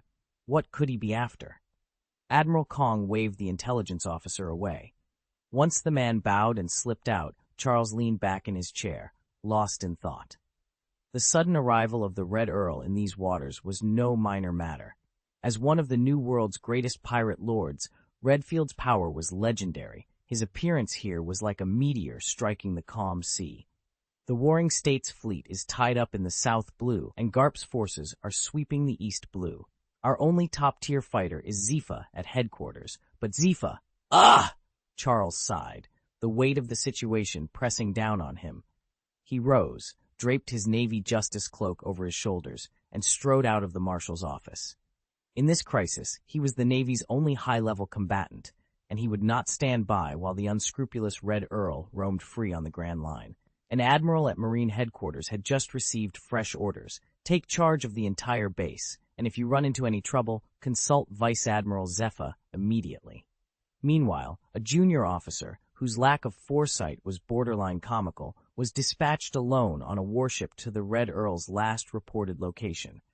He never stopped to consider how perilous the mission might be. He barely escaped with his life. On a small island along the Grand Line, the Red Earl walked the narrow, winding streets of a sleepy port town. Every weathered storefront and crooked alleyway stirred memories. He had first set foot here as a boy, sailing with the original Rumbar pirates. This was where he'd met them, where his life had truly begun. "I really miss it," he murmured, stopping to run a hand along the railing of a salt-stained dock. But the scene before him felt bittersweet. It's a shame everything, and everyone, has changed. He swept back a tangled lock of hair and caught sight of pale strands among his once vibrant red mane. "Old," he growled. "I'm getting old." It had been a year since he'd been defeated by Charles. Since that fateful clash, he'd wandered the New World in a haze of self-doubt, his vitality sapped, his hair turning gray. Yet the execution of the Roger pirates had shaken him awake. Over 50 years old now, with time slipping through his fingers, he refused to drift any longer. A spark of resolve lit within him. It was time to pursue his dream once more, before the world passed him by. Charles, the Red Earl, had finally recovered. He stood at the edge of the road, resolved to track down the elusive Lombard pirates. It might sound almost laughable, pursuing such a wildly ambitious goal, but Charles knew he needed something to strive for, no matter how impossible it seemed. Drawing a steady breath, he reminded himself of where it all began and steeled his determination. "From this moment on," he declared, "we follow the trail of the Lombard pirates." Chapter 452, Kong versus the Red Earl. A few days later, on a deserted island, the Red Earl's aura flared as he surveyed the horizon with steely eyes. "Ha! Come to arrest me, are you? I wonder if it's Sengoku, or maybe Garp this time." His gaze fixed on the approaching warship, slicing through the waves like a predator. He tightened his grip on his umbrella and let out a mocking laugh. "Of all people, it's the Navy Marshal himself, Cyborg Sora." The Red Earl was genuinely taken aback. He'd never expected a Marine Marshal to intervene in person. The last time Sora had appeared on the battlefield was 16 years ago, during the siege of the Chambord Islands, when Charles had slipped through his grasp. Ever since his promotion, Sora had remained within Marine headquarters, ferrying between Marineford and Maryjoy, never venturing out on his own. A confident smirk curved the Red Earl's lips. "If Charles managed to escape you back then," he mused aloud, "this time it'll be my turn to defeat you." The warship steamed ever closer to the lonely shore, its cannons trained on the island's lone figure as the Red Earl prepared for the clash to come. Charles ejected from the Navy frigate just before touchdown and crash-landed on the deserted island. He pushed himself to his feet, drew his service pistol, and leveled it at the lone figure ahead. "Pirate Patrick Redfield," he called out, voice cold and steady. "Your voyage ends here. Surrender now, or you'll be taken in by force. Redfield, known on the high seas as the Red Earl, straightened beneath the faded crimson umbrella that doubled as a blade. He tilted his head back, letting Charles's challenge hang in the humid air. "Admiral Charles in person," he drawled, amusement dancing in his eyes. "I'm honored. Aren't you, Admiral?" Charles didn't answer. His muscles coiled, veins rising beneath his skin as a pale aura flickered across his brow. "Cyborg unit, engage," he ordered. In a blur of motion, his arm swung forward like a wrecking ball. 3 thunderous strikes hammered against Redfield's blade umbrella. Clang, clang, clang, each blow driving the pirate backward. Redfield braced himself, gripping the umbrella's haft with both hands. He grinned, the rush of combat igniting a long-dormant fire within him. "You're stronger than I expected," he admitted, eyes gleaming with exhilaration as he prepared to counterattack. After years of dormant rivalry, their passion ignited once more. Crimson Blade, Charles, the Red Earl, surged forward with a powerful backhand slash. His sword, wreathed in a deep purple-red glow, sliced through the air like shattered bamboo, the scarlet arc screaming toward the sky. Insect-carving fist! Opposite him, Sora charged his bare knuckles with an inky, oppressive force and drove his punch at the descending blade. Boom! The impact of fist against sword shattered the stillness in a thunderous explosion. Across the surrounding sea, water roared backward in towering swells. Sora's warship, the Kong, was hurled hundreds of meters off course before he could wrestle her under control. That single collision banished any hint of restraint. Now, neither combatant held back. They faced each other with unblinking intensity. Charles's crimson eyes locked on Sora, Sora's dark gaze never wavering from the Red Earl. In an instant, violet-black lightning danced along the ribs of Sora's umbrella, while fiery arcs of red and black energy crackled around the edge of Charles's blade, bathing the deck in an eerie, flickering light. "Earl's blade!" Charles roared. Raising his sword above his head, he unleashed a sweeping slash infused with an oppressive, overlord-like aura, driving a wave of raw, domineering power straight towards Sora. Charles tightened his fist, channeling a surge of Overlord's energy until his arm glowed with a dark, commanding aura. He swung at the Red Earl, and the crack of bone echoed as the blow drove his opponent backward into the sky. Not pausing for a breath, Charles followed up with a second punch, sending the Red Earl careening downward. A pet clang rang out, and arcs of lightning danced around them as their combined auras rent the clouds in two. Far out at sea, aboard a Navy vessel, greenhorn sailors gaped upward at the split sky. "Look, the heavens are tearing apart," one cried, voice quavering. Another whispered, "Is this the ultimate sea battle?" Hearts pounding, they pressed themselves flat against the deck, straining to see two distant figures locked in mid-air combat on a remote island. On that island, Charles and the Red Earl hovered, fists raised and energy crackling between them. For a full minute, neither moved an inch. Then, at last, the Red Earl's body dipped. He executed a graceful backflip and landed between the jagged rocks below. Charles refused to let him slip away. He surged after him, descending in a blur as the two warriors prepared to clash once more. The Red Earl's lips curved into a confident smile as he pivoted, sword drawn in one fluid motion. In that same instant, he unleashed a fierce arc of blade energy. An alarm bell rang in Charles's head. Instinctively, he shot his fist forward to meet the slash. Boom! A thunderous blast rocked the clearing. Smoke curled up around them, and Charles's muscles tensed as he frantically scanned for his enemy. Not good. Before he could regroup, a brilliant flash of light streaked up from behind. Charles's heart leapt. He stamped the earth and activated the 6th naval style, mid-shave form. In the blink of an eye, he vanished from his spot and reappeared in midair, narrowly evading the Red Earl's follow-up strike. But the Red Earl anticipated the move. A crimson glow coalesced around him as he sidestepped and materialized behind Charles, eyes gleaming red. "Crimson shock!" A young man's voice echoed Charles's own panic. "Damn!" As a sword wreathed in the Overlord's domineering aura struck him squarely. With no time to counterattack, Charles unleashed his battle hue, a shimmering energy coat that absorbed most of the impact. The Red Earl surveyed the scene with a triumphant laugh. "Your reflexes are half a beat too slow, Charles," he taunted, all trace of the doubt from his last defeat by Charles's hand wiped away in an instant. "Damn!" Charles sprang from the crumbling ruins, hurtling toward the Red Earl like a human cannonball. Kong could only stand by, cheeks burning with embarrassment. Though he'd escaped unscathed, his uniform lay in tatters, and his breath came in ragged gasps.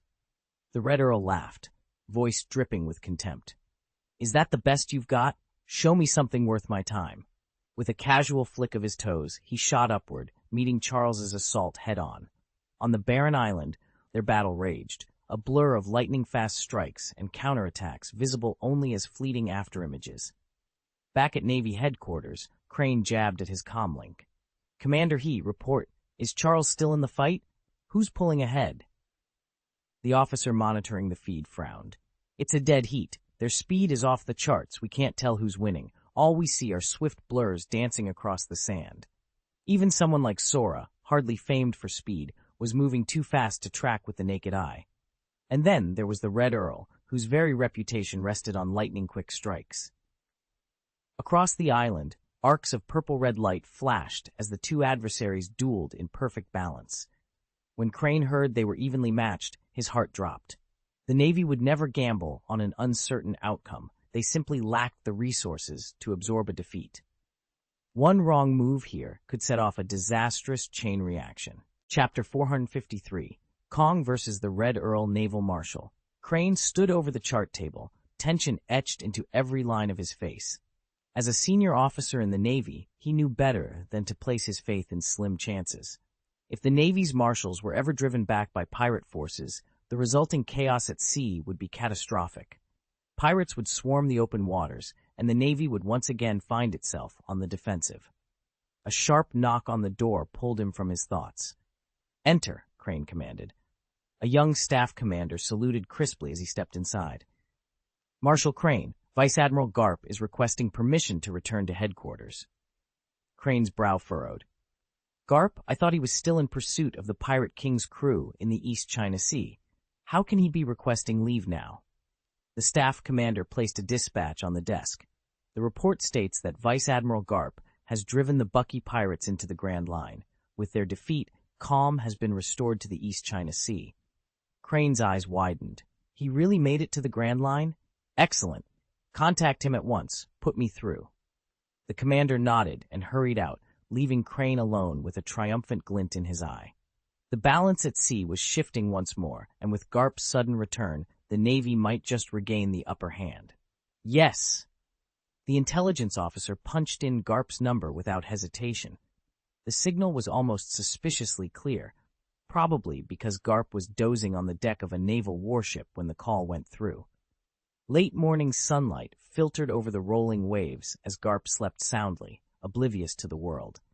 His adjutant, alerted by the ringing phone, rushed over and bellowed into his ear, "Lieutenant General Garp, phone call for you."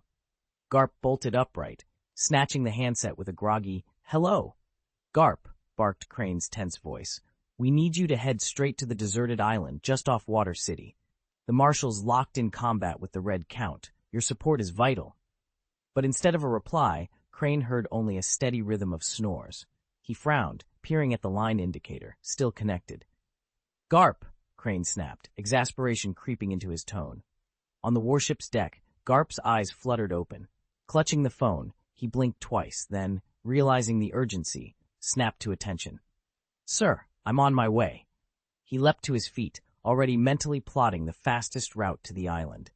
The battle had begun, and Garp would not be late. Lieutenant General Garp sat slumped in his chair, a steady stream of drool forming a bubble at the end of his nose. His adjutant sighed in exasperation. Of course, Garp could sleep through anything. Then a sudden blast from the signal horn shattered the afternoon stillness, jolting the adjutant upright. A marshal was in battle on the Grand Line? This was no ordinary dispatch. "Lieutenant General Garp, sir, wake up!" The adjutant roared into Garp's ear. The bubble at Garp's nose popped. He blinked blearily at his aide. "What is it?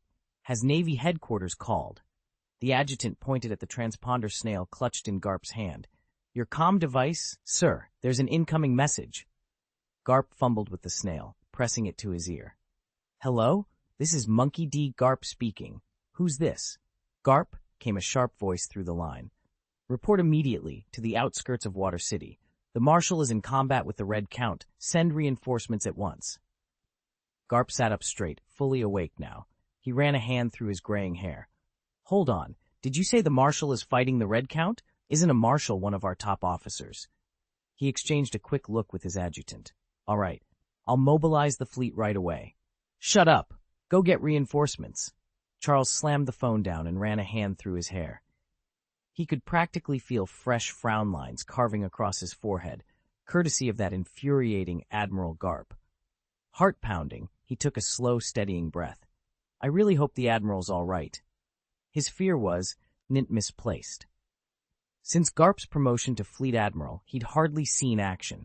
His last true battle was over a decade ago, and it had been against Charles himself.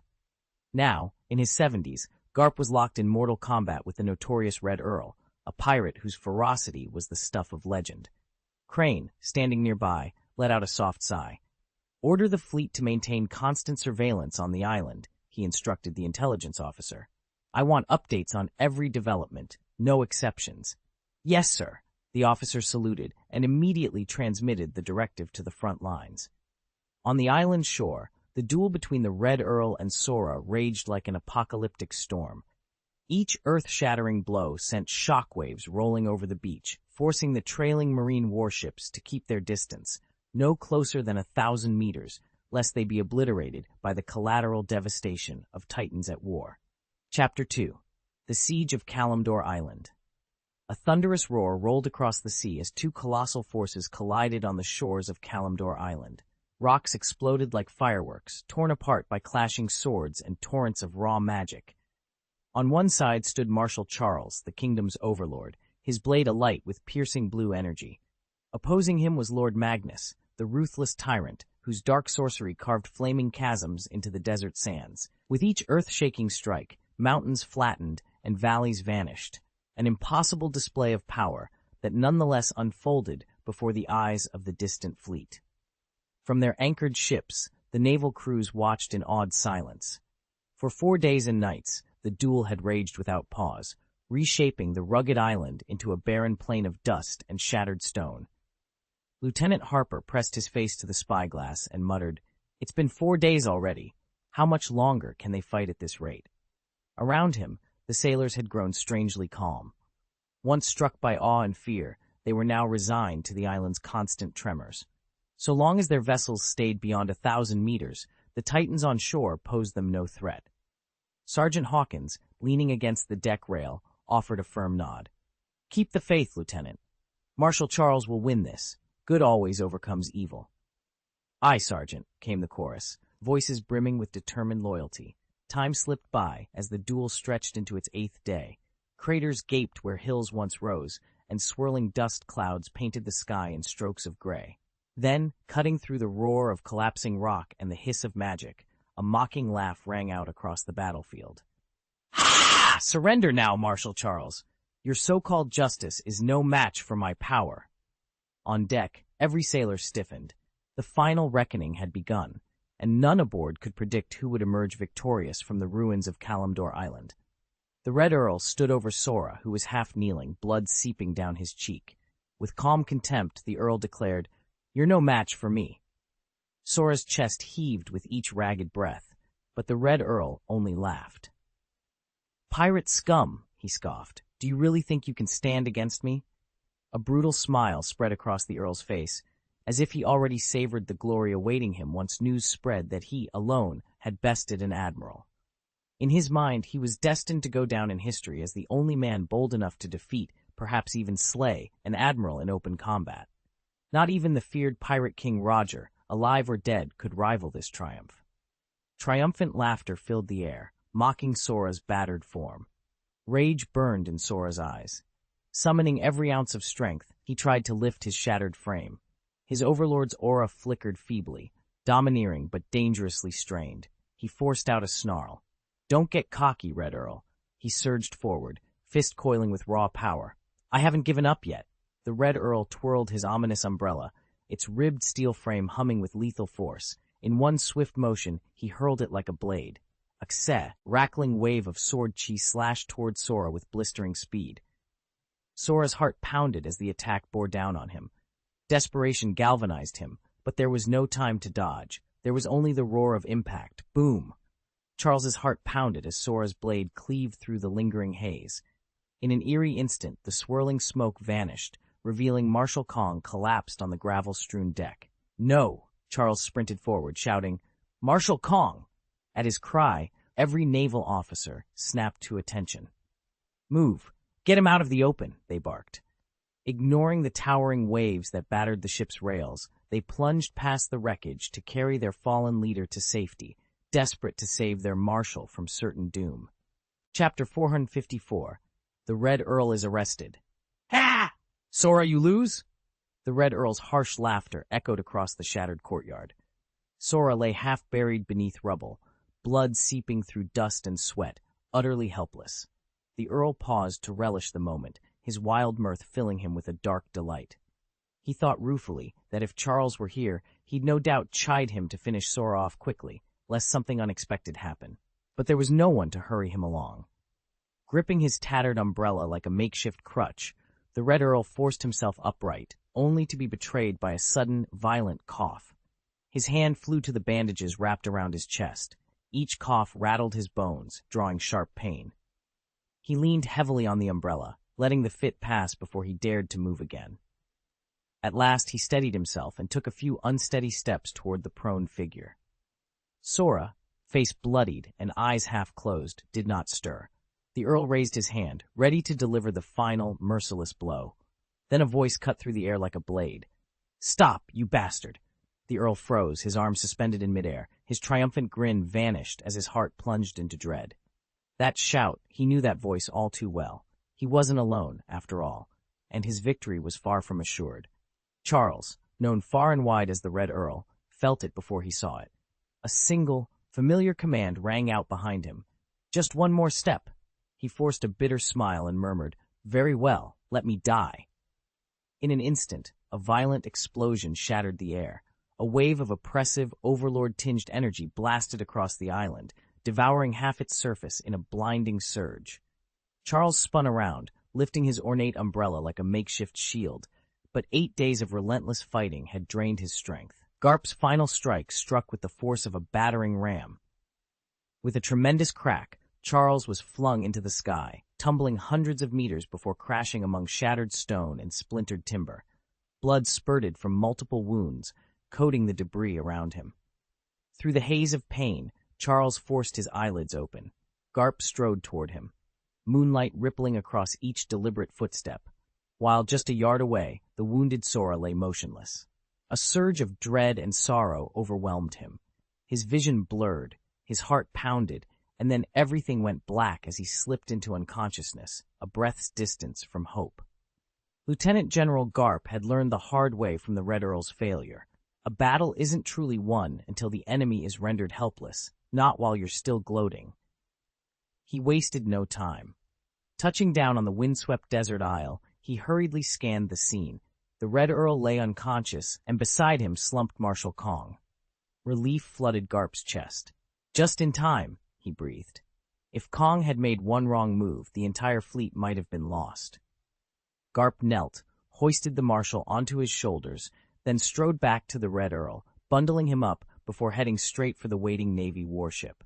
"Lieutenant General Garp," the sailors called in stunned voices as he emerged from the island. "Load Marshal Kong aboard at once and get him back to Marine headquarters for treatment." Garp barked. One launch set off immediately with the injured Marshal, while Garp boarded the warship alongside the Red Earl, now tightly bound and shackled with a sea tower stone. Under Garp's command, the two warships made full sail for Marinel Vando. Marshal Kong was rushed into the infirmary, and the Red Earl, still unconscious, was locked away in the ship's brig, his fate sealed beneath heavy iron bars. Chapter X. The news that mustn't spread. If the Red Earl ever discovered that the sea tower stone binding him had come from his sworn brother Charles, he wouldn't know whether to be furious or heartbroken. But there was no time for speculation. He had to get back to Marine headquarters immediately. By the time he arrived, preparations were already in full swing. A line of medical teams stood ready at the docks, stretchers and supplies stacked in neat rows. Sailors clustered together, whispering anxiously. What's going on? Why are so many doctors here? Quiet, snapped a voice. A stern-faced colonel strode forward, silencing the crowd. Orders from above. Whatever happens, don't ask questions. Just follow instructions. At his command, the sailors fell back into formation. Only one man hovered on the edge of the chaos, unable to stay still. Crane. He paced the length of the pier, glancing at the medical teams and the empty horizon beyond. This was the last outcome he'd ever wanted. The news of the marshal's defeat couldn't reach the rank and file, least of all the public. The blow to Marine morale would be catastrophic if word got out that the service's supreme leader had been bested by pirates. Under no circumstances could this failure be allowed to leak. As Crane continued his restless circuit, 2 warships emerged on the dawn-lit waves. Their flags snapped crisply in the sea breeze. On the aft deck of the lead ship stood Vice Admiral Garp, his expression set and grave. He cast one look toward the dock, at the waiting doctors, the tense sailors, and the pacing figure of Crane, and knew the hardest part was still to come. Charles lay unconscious on the stretcher beside him, blood seeping through his clothes. "Take him straight to the infirmary," Admiral Garp ordered quietly, "and make sure no one sees him." For once, Garp's tone brooked no argument. His adjutant bowed crisply. "Yes, sir." As the naval launch drew alongside the port, 2 orderlies lifted the stretcher ashore and immediately carried it away out of sight. No onlooker caught more than a glimpse of the covered form. Then the second prisoner emerged. Flames from burning wagons lit the dock in angry orange, and sailors fell silent. At the center of it all stood Garp, cradling a motionless man in his arms. Recognition spread like wildfire. The man was none other than Patrick Redfield, the so-called aloof Red Earl, whose name alone carried the weight of legends. He had fought rivals like the Whitebeard, Sky, Roger, and Rockefeller pirates to a standstill, and always walked away victorious. Now here he was, bloodied and helpless in the hands of the Navy's greatest hero. "Lieutenant General Garp has captured the Red Earl," someone shouted. A ripple of disbelief rolled through the ranks. "Is that really Patrick Redfield?" Gasping sailors craned their necks to get a better look, but Garp's men formed a tight cordon around him. The Red Earl's once proud face was streaked with crimson, and his sword lay abandoned at his side. Gasping for breath, Redfield managed a raspy declaration. "Lieutenant General, Garp has caught me." At that, every sailor roared in stunned triumph. At Navy headquarters, word of the capture detonated like a powder keg. The aloof Red Earl, tamed at last by the indomitable Garp. The news would echo across the seas for weeks to come. The world government has set the world abuzz once more. After a year of maritime calm, a single announcement has sent shockwaves across every ocean. Red Earl Patrick Redfield arrested. Naval hero Monkey D. Garp strikes again, following the capture of Pirate King Roger. Live footage on the Global News Network showed the Red Earl, battered and bloodied, flanked by a grim-faced Garp. In a remarkable display of authority, Garp personally delivered Redfield to Impel Down, the world's most dreaded prison. After more than 10 years as a feared pirate lord, the Red Earl's reign has officially ended in ignominy. His defeat has rattled every would-be buccaneer. The Marines really are unstoppable. No pirate stands a chance. Panic spread among the seafaring community as memories of Garp's recent triumphs resurfaced. In the past 2 years alone, he captured the legendary Gol D Roger, claiming sole credit in full view of the public. He also joined forces with Fleet Admiral Sengoku to crush Golden Lion Shiki's daring assault on Marineford. With every victory, Garp's reputation as the Navy's indomitable hero only grows. It all happened in broad daylight. There's simply no denying it. This time, although Admiral Garp himself intercepted the red-haired Earl, the Earl still managed to escape. Yet who in the world government would dare admit that their own Navy Marshal was bested by a pirate? Had Garp not shown up at the last moment, naval headquarters would have been plunged into mourning. So once again, all the credit goes to Garp the Fist. The world government needn't worry. Garp's lack of personal ambition makes him the perfect poster boy, and his victory only serves to enhance the Navy's public image. Chapter 455. A sharp cry cut through the early morning stillness. "Father, Uncle Ryder's been arrested." Robert burst across the dew-slick courtyard, clutching a stack of newspapers as he raced up the hill to the island's castle. In the doorway, Charles, still in his nightshirt, blinked at him and the headlines fluttering in the breeze. "Still arrested?" Charles murmured, taking the paper. The front page blared the news. The Red Earl, Uncle Ryder, finally imprisoned in the notorious Intel prison. He read the subhead aloud, "Is history now destined to be rewritten?" Charles set the paper aside and looked toward the blazing dawn. In the original timeline, Ryder's arrest had come years earlier. Now fate had merely shifted its hand. "Father, shall we rescue him?" Charles's voice trembled with urgency. Robert paused, eyes on the fortress sketched in the article. "We will," he replied firmly, "but not yet." Something in Charles's expression hardened. His father gave a curt nod. Then Charles asked the question that had been burning inside him. "And what of our fleet? How are conditions at sea?" Robert scratched his head, uneasily avoiding the question. Charles sighed. If his father wouldn't confide in him, he'd seek answers elsewhere. Admiral Carter would know what to do. Determined, Charles slipped inside, changed into his uniform, and strode out the castle gates. All around Kame Island, news of the Red Earl's downfall spread like wildfire. In taverns and market squares, merchants bustled about with hushed gossip. Officers readied patrols along the shore, bracing for any fallout. Commoners flocked in the town square, some chanting Ryder's name in solidarity, others cheering the removal of a feared noble. And behind the high walls of the great houses, courtiers whispered that the balance of power had irrevocably shifted. As the sun climbed higher, it was clear. This was only the beginning. Charles Lingling couldn't contain his excitement when he learned that the Red Earl who'd been blocking his path was finally arrested. To celebrate, he polished off 3 enormous cakes in one sitting and promptly decided to throw a grand tea party.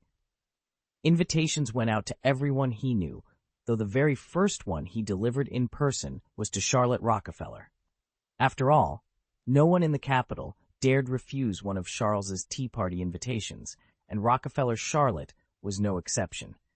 In truth, Charles had only planned to invite her. He didn't even consider extending an invite to that white-bearded old pirate. Out on the high seas, Whitebeard and his fleet were still hard at work, hunting down the swell of rogue privateers spawned by the new age of discovery.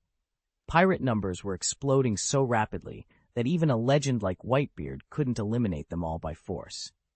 His crews suffered heavy casualties in endless skirmishes, so he adopted a strategy not unlike the Big Mom pirates. He forged alliances with dozens of smaller pirate bands, turning them into his auxiliary muscle. Unlike Big Mom, however, Whitebeard treated these allied captains with courtesy and respect, granting them autonomy under his banner instead of ruling them with an iron fist. Charles and Lingling stared in disbelief as Whitebeard's newest policy took the New World by storm.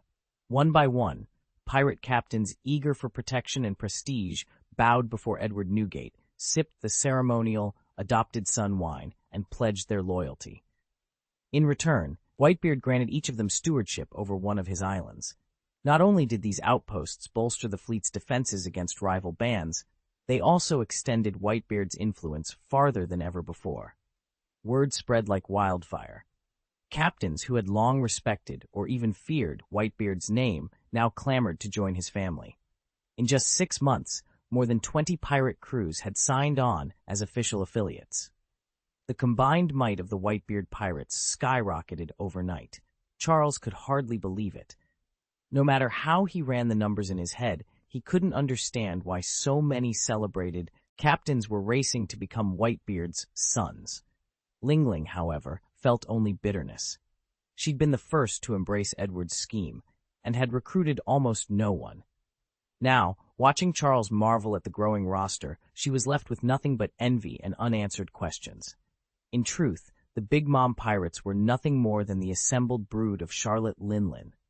Their captain paid little heed to anything beyond her next slice of cake, unless, of course, someone dared to cross her. Meanwhile, the Whitebeard pirates were riding a surge of newfound strength, and that success was beginning to upset the delicate balance among the world's 3 great pirate families.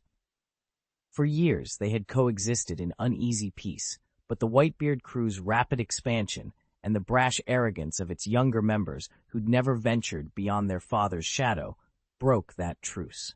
Buoyed by their father's reputation as the strongest man in the world, These hotheads began swooping down on islands within the so-called peace zone, demanding tribute and sparking skirmishes wherever they went. Whispers of conflict and the acrid stench of gunpowder drifted through every corner of the New World. Senior officers among the Whitebeard pirates pleaded with Captain Whitebeard to rein in his unruly offspring, but their warnings went unheeded, and the pirates only grew more brazen. Seasons passed like a restless wind. At last, it was the year 1500 by the lunar calendar, and the New World, after a year and a half of turmoil, was finally settling into a tense, watchful calm. And somewhere amid that fragile peace, young Charles stood at the edge of a new adventure, unaware that his choices would soon tip the scales once more. Chapter 1. The Cakes of War. The three great pirate empires had each solidified their holdings, and the Nova pirates continued to absorb smaller crews to extend their reach. Now they ruled the Totland Sea, the 10,000 Kingdoms, and most recently, Cake Island in the New World. Crash! Charles pounded his fist on the polished map table, rattling goblets and scattering charts. "You're telling me Whitebeard's men made off with an entire shipment of cakes?" His young aide hesitated, voice trembling. "Yes, Commander. The sweets were purchased on Fishman Island. Once our ship entered Whitebeard territory, a pirate vessel flying their flag intercepted us. They seized the entire cargo and sank our transport." Charles's eyes blazed. "Those bastards!" He took a slow breath, fingers drumming the table. "Prepare the fleet. We set sail within the hour. I intend to teach Whitebeard a lesson he won't forget." Before the aide could salute, another officer, a lieutenant named Marina, stepped forward. "Sir, with all due respect, attacking Whitebeard now could backfire. The Rockefeller pirates have been itching to see us weaken each other. If we start a war, they'll swoop in and pick up the spoils." Charles stared at the roaring sea through the war room's window. Waves crashed against the reef like angry spectators. He weighed the simmering rage in his veins against Marina's cautionary counsel. Finally, he nodded, the decision made. "Very well. Send runners to every ship in our fleet. We'll set course for Whitebeard's claimed waters, but we'll do it on our terms. No reckless charges. Understood?" Marina allowed herself a small sigh of relief. The room relaxed as officers returned to their stations, but Charles remained at the window, jaw clenched. Whitebeard had made a grave mistake. And Charles, once known for his cool-headed strategy, was determined this time his wrath would be every bit as sweet as the stolen cakes. "Moreover, this situation is far too peculiar to ignore," Prospero said quickly, bowing slightly. "We can't afford to leap to any conclusions." Big Mom's eyes narrowed. "Prospero," she thundered, "do you think I'm afraid of that brat, Charles?" At the mention of Charles's name, Big Mom's gaze zeroed in on her son. Prospero broke out in a cold sweat. "Mother, I'm not denying your strength," he stammered. "Ed, but all the evidence points to something more complicated. Not only did the Big Mom pirates lose their cargo, but the Whitebeard pirates also absconded with shipments belonging to the Rockefeller fleet. Yet the Rockefellers haven't responded at all. If we act rashly, we risk walking into a trap." Katakuri rose to his full height, his expression grave. "If the Rockefellers were hit as well, then whatever's happening goes far beyond a personal slight against us. We need to proceed with caution and gather more intelligence." Big Mom leaned back in her throne, tapping her fingers against the armrest. A slow, menacing smile curved across her lips. "So the Whitebeards dared to steal from Charles," she mused. "Well, isn't that delightful news?" Her isolated laugh echoed through the hall. Katakuri and Prospero exchanged uneasy glances. The other children watched in stunned silence. No one could fathom the contours of their mother's next move. Finally, Big Mom stood, her eyes blazing. "Send word to the Rockefeller pirates at once. Tell them I'm prepared to set aside our past grievances if they'll join forces with us against Whitebeard." Silence reigned as Big Mom's decree sank in. Then, one by one, her lieutenants snapped to attention, already moving to carry out her unexpected command. "As long as our two families pool their strength against the Whitebeard pirates, we'll split their territory down the middle afterward," Charles Lingling announced, his eyes blazing crimson with ambition. At once, his allies began making plans. After all, it was an irresistible offer. The only question that remained, would the Rockefeller pirates agree to the deal? Chapter 456. the powder keg of the New World. Charles stood in the command hall of Kame Island's fortress, gazing out at the restless sea.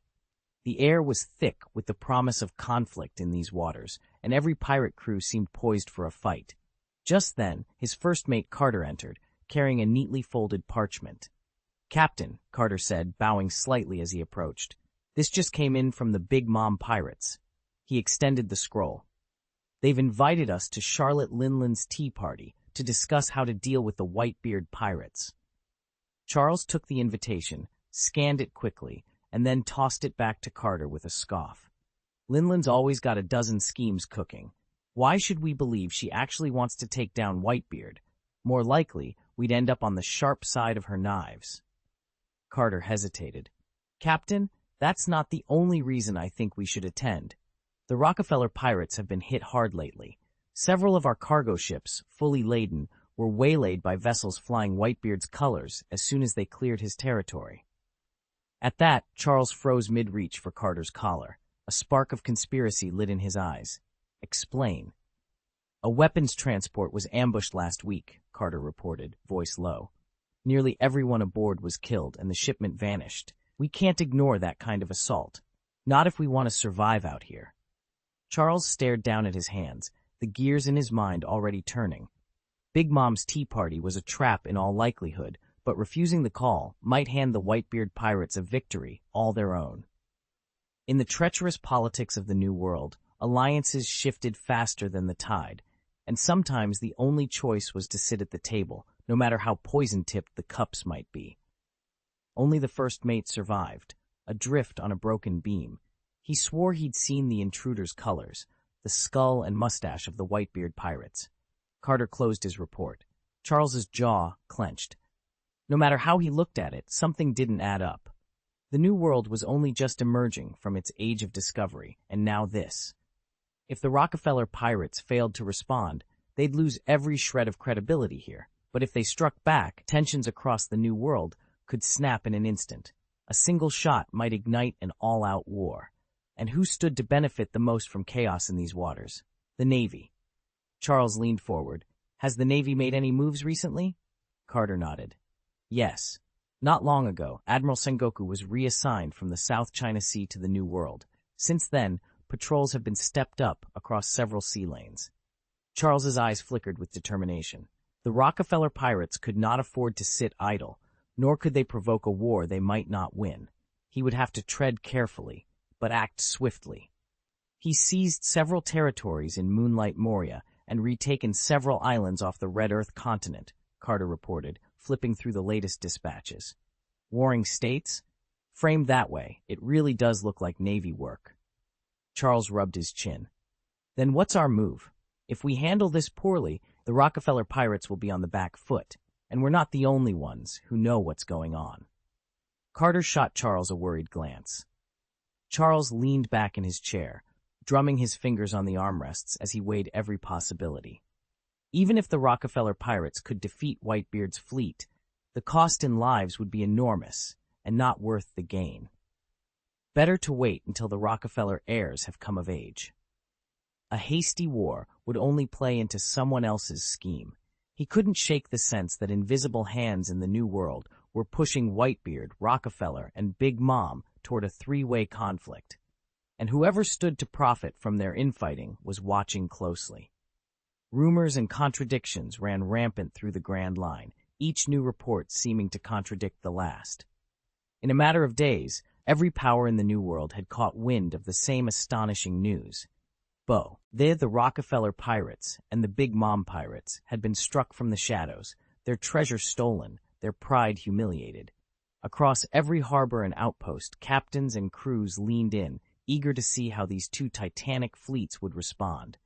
Would they lash out in a furious showdown that reshaped the balance of power? Or would they swallow their pride and retreat into silence? Opportunists circled like sharks, adding fuel to the fire. Many were crews driven to the fringes by the dominance of the big three pirate alliances, crews like the Moria pirates, who had been eagerly awaiting a spark to ignite a wider war so they could reap the spoils. Far to the north, the newly reclaimed G1 naval branch bustled with activity. Only recently, wrested from the Moria pirates, The base was now under Admiral Sengoku's command, its defenses being reinforced around the clock. Admiral Sengoku, a breathless lieutenant, reported as he saluted smartly, "The New World is stabilizing exactly as you outlined. Our patrols hold the line, and no major incidents have been reported." Sengoku studied the flickering holomap before him, each red blip marking naval squadrons positioned to guard vital shipping lanes. He nodded once, crisply. "Good," he said, voice calm but resolute. "Maintain the current deployment. Keep the pressure on every pirate crew that dares to stir trouble. If Rockefeller or Big Mom decide to strike back, we will be ready to contain them. And if they hesitate, we'll let the chaos sow fear among the others." As Sengoku issued his orders, the holomap shifted to reveal a vast frontier of uncharted isles and deserted waterways, terrain perfectly suited to pirates and naval strategists alike. Somewhere out there, Charles, fresh from his own narrow escape, was already moving at Sengoku's behest, carving a path through danger that no one else dared tread. The New World stood on the brink, some prepared for all-out war, others for clandestine strikes in the shadow of conflict. And in the eye of the gathering storm, the Navy's greatest strategist watched, waiting to see which way the tide would flow next. The Whitebeard, Rockefeller, and Big Mom pirate fleets are like 3 barrels of gunpowder in the New World. One spark, and all-out war could break out at any moment. The adjutant saluted Fleet Admiral Sengoku. "Admiral, will maintain constant surveillance on those 3 pirate confederations. Any unusual activity, and you'll be the first to know." Sengoku gave a curt nod. His orders from Navy headquarters were twofold. First, to wrest back the Navy's lost islands in the New World. Second, to sow discord among the pirate factions so they'd tear each other apart, paving the way for the Navy's eventual comeback. It had been 4 years since Charles Rockefeller had, almost single-handedly, wiped out scores of the Navy's elite officers. In that time, the Navy's remaining elites had quietly rebuilt their strength, and HQ had even increased their numbers. Over the past 2 years of the so-called Age of Discovery, these crack units had been dispatched across all 4 seas, steadily suppressing piracy and restoring order to the Grand Line's first half. With the East, West, North and South Blues stabilized, and the early stretches of the Grand Line under control, the Navy was finally ready to push its reach into the New World. In the vast conference room of Marine headquarters, Admiral Sora sat at the head of the long, polished table, studying the fresh World Government directive before him. Its opening line caught his eye. "O'Hara, you are exceptionally brave." Before he could set it aside, the red alert sirens blared through the corridors, and one by one his senior officers filed in. Admiral Kongo entered first, followed by Chief Marine Instructor Zephyr, Chief of Staff Sakazuki, known among his peers as a Kainu, then Admiral Kuzan, whose superiors called him Aokiji. Behind them poured in a dozen up-and-coming vice-admirals, each eager to prove himself. Sora allowed himself a small, proud smile. Here stood the future of the Vi, all except Fleet Admiral Sengoku, still on assignment in the New World, and Admiral Borsellino, who remained with the Science Corps. A tense silence fell over the room as the assembled brass exchanged uncertain looks. Finally, one of the younger vice-admirals cleared his throat. "Sir, where is Admiral Tsuru?" Sora tilted his head and caught the eye of his secretary, Admiral Tsuru herself, though she wasn't present in person today. "She's gone home," he said quietly. "She needs to care for her grandson." A low murmur rippled through the officers. Kongo's stern brow creased momentarily, then eased back into place. No one else spoke, as if uneasy about probing into personal matters. Sora lifted the stack of orders in his hand. "Very well. Let's proceed." He tapped the top document. "These are the world government's priorities. I'll assign each of you your new mission at sea. Let's move quickly. Our success depends on it." With that, Admiral Sora began distributing the files, and the future course of the Navy sprang into motion. The world government has ordered the Navy to issue a demon-slaying edict against O'Hara in the West Sea. At Sora's announcement, the gathered admirals exchanged troubled glances. As each read the text of the order, a heavy silence fell over the chamber.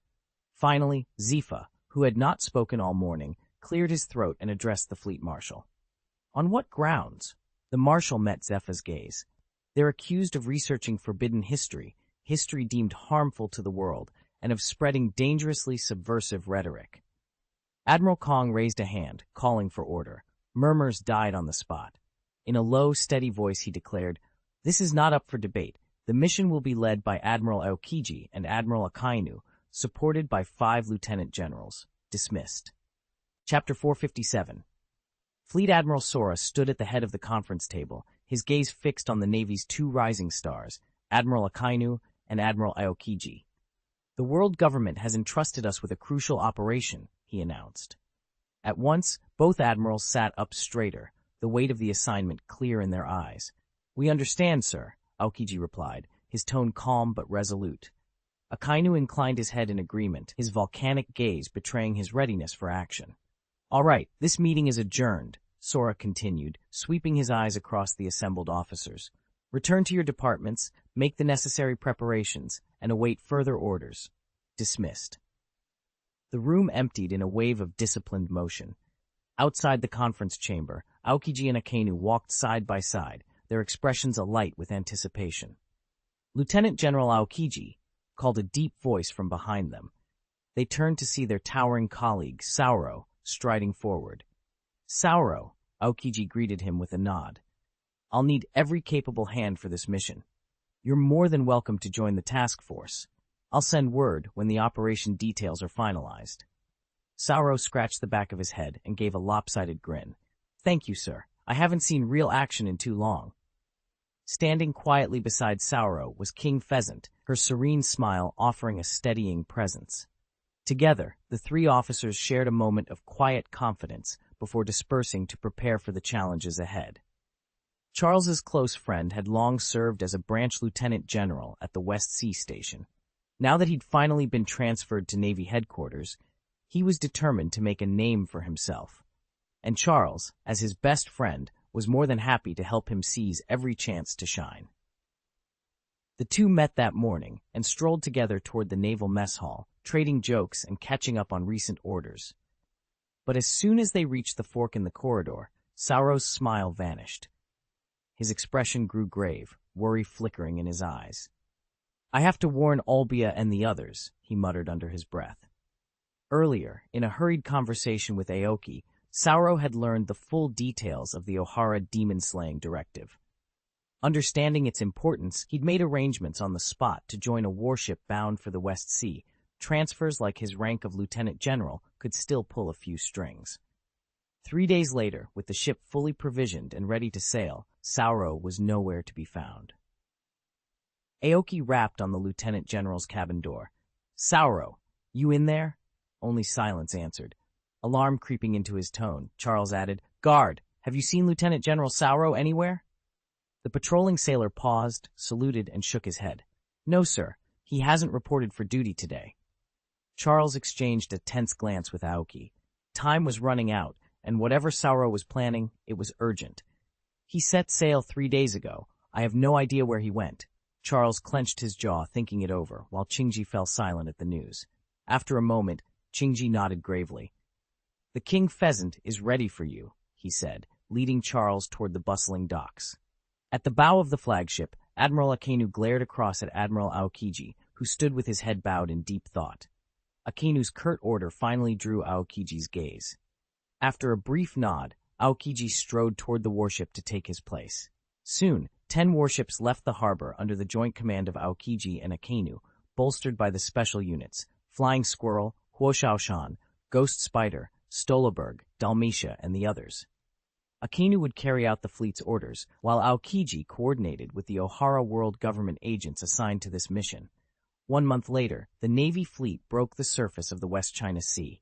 Meanwhile, Sauro, who had slipped away from Navy headquarters days earlier, finally reached Olbia on a secluded island. "Olbia, it's worse than we feared," Sauro panted, urgency in his eyes. "Your work on the missing century has enraged the world government.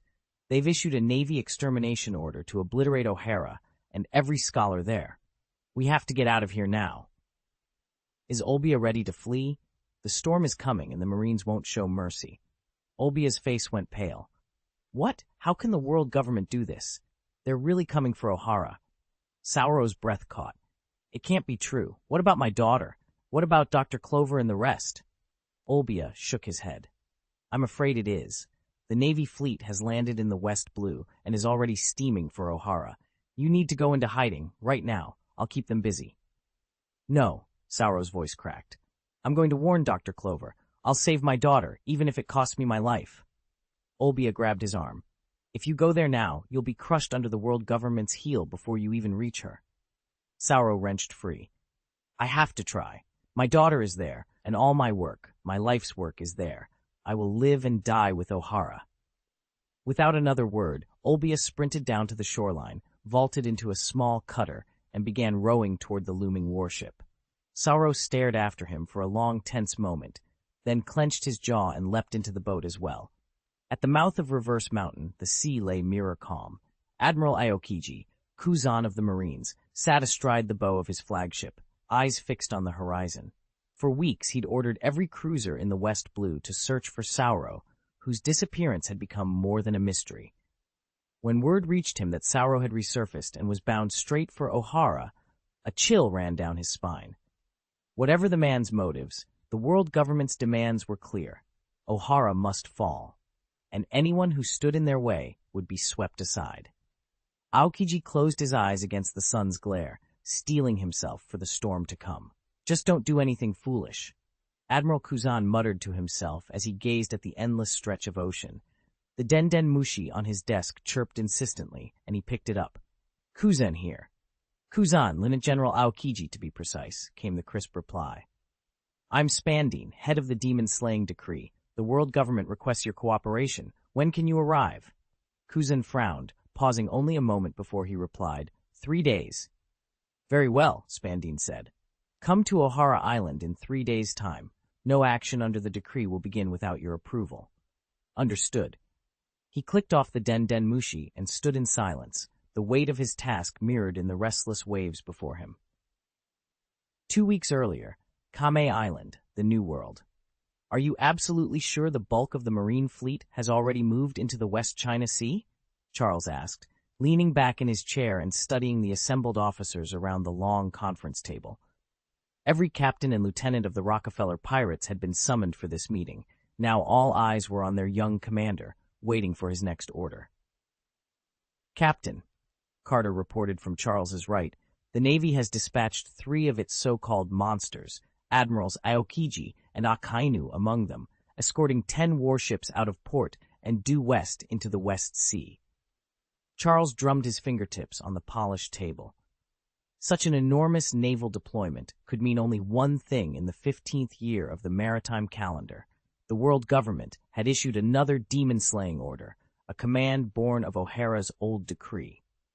His studies of the Void Century had already brought him face-to-face with the government's deepest taboos. But Charles held little curiosity for those forbidden truths today. Instead, his mind raced toward opportunity. With the Navy's top brass and much of its fleet now occupied on duty far from home, the seas around Kame Island lay unusually undefended. A plan long buried in Charles's ambitions began to surface.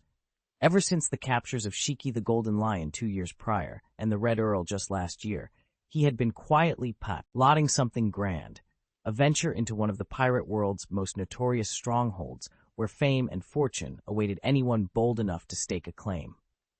Charles rose from his seat, his eyes gleaming. The Navy's absence was his opening. Now all he needed was to make his move. Chapter 1. Breakout at Impel Prison. Impel Prison loomed on the horizon like a jagged fortress, its black walls rising from the swirling waters of the Red Line. Tales of its impregnable defenses, electric fences, endless patrols, and hidden traps had made it legendary across the Grand Line.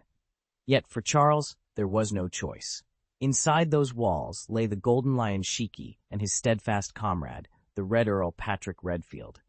Both men faced cruel fates. Shiki was slated for a forced amputation of his legs, and Patrick threatened with a lifetime of torment. Charles stood at the prow of his swift sloop, the sea breeze whipping through his dark hair. He recalled how Shiki's recommendation had earned him the rank of Great Swordsman, a promotion Charles would never have secured on his own. He owed that favor with his life. Now it was his turn to repay it. A calm confidence settled over him as he traced the prison's outline in his mind. Guard towers at each corner, electrified barriers along the perimeter, and the infamous underground cells where escape was all but impossible. Under the cover of darkness, Charles and his small team slipped past the outer sentries. With silent precision, he disabled the first electric fence using a makeshift tool of his own design. Every step closer to the central tower raised the stakes, but Charles gripped his blade and pressed on. Inside, the corridors were narrow and dimly lit. The clank of iron doors and muffled cries echoed through the halls. Charles's heart pounded. This was no ordinary raid. When he finally found Shiki's cell, the Golden Lion looked up with weary surprise, his mighty mane matted with grime. Patrick lay nearby, bruised but unbroken. "Charles?" Shiki rasped, disbelief and relief warring in his eyes. "Long time no see," Charles replied, offering Shiki a small smile. "Let's get you two out of here before they change their minds." It took every ounce of skill they had, but together they fought their way back to the sloop. As dawn broke over Impel Prison's dark silhouette, Charles guided them through the gap in the patrols and plunged into the open sea. Behind them, the fortress receded into the mist. Shiki flexed his legs, amazed to find them intact. Patrick clasped Charles's shoulder, gratitude shining in his eyes. Charles sheathed his sword and gazed back at the prison's fading silhouette. He had kept his word and rescued not only Shiki and Patrick, but also his own honor. Chapter 458, Target, Impel Prison. Charles could already picture Shiji's face when they finally met. He'd be so moved it might bring tears to his eyes. A triumphant smile tugged at his lips as excitement coursed through him. "Dad, are you losing your mind?" Caesar jeered, leaning over to whisper something to Tesla. Before Charles could respond, a heavy ashtray, its surface shimmering with Haki, smacked Caesar squarely on the head. "Ow!" Caesar yelped, stumbling forward and clutching his skull. "You little brat," Charles growled, eyes blazing. "You think I can't hear you?" Caesar shrank back, ducking under his father's glare and saying nothing. Clearing his throat, Charles addressed the gathered crew. "We've been called together for a major undertaking." At once, Barrett and the others snapped to attention. Caesar, still rubbing his head, puffed out his chest. "Just name the target, Dad. Whether it's the Whitebeard pirates or the Big Mom pirates, you know my crew and I will be the first through the gates." Charles fought back a laugh at Caesar's theatrical display of loyalty. He waved a hand toward an empty seat. "Quiet down and sit. We have a long briefing ahead." As the men settled, anticipation crackled in the air. Their objective was clear and daring beyond belief: break into Impel Prison itself. Charles shook his head. "This time, our target isn't the Whitebeard pirates, or Big Mom's crew for that matter." Caesar's eyes lit up. "Then, it must be the Marines, right? Do we really have to go up against the Navy?" He glanced nervously at his father, hoping for reassurance. But when he caught his dad's grim expression, he swallowed hard and shifted tactics. "Don't worry, Dad. If it comes to fighting the Marines, I'll spearhead the charge." Charles held Caesar's gaze for a moment, his calm stare making Caesar break out in a cold sweat. Every hair on his arms stood on end. After a tense beat, Charles let out a soft sigh. "Could you please let me finish my sentence?" "Oh, of course," Caesar stammered, hastily backing down. "Go on, please." At Caesar's side, Esdeath laid a firm hand on his shoulder and gently pressed him back into his seat. She fixed him with a cold glare. "And for the record, we're not hitting the Navy this time either."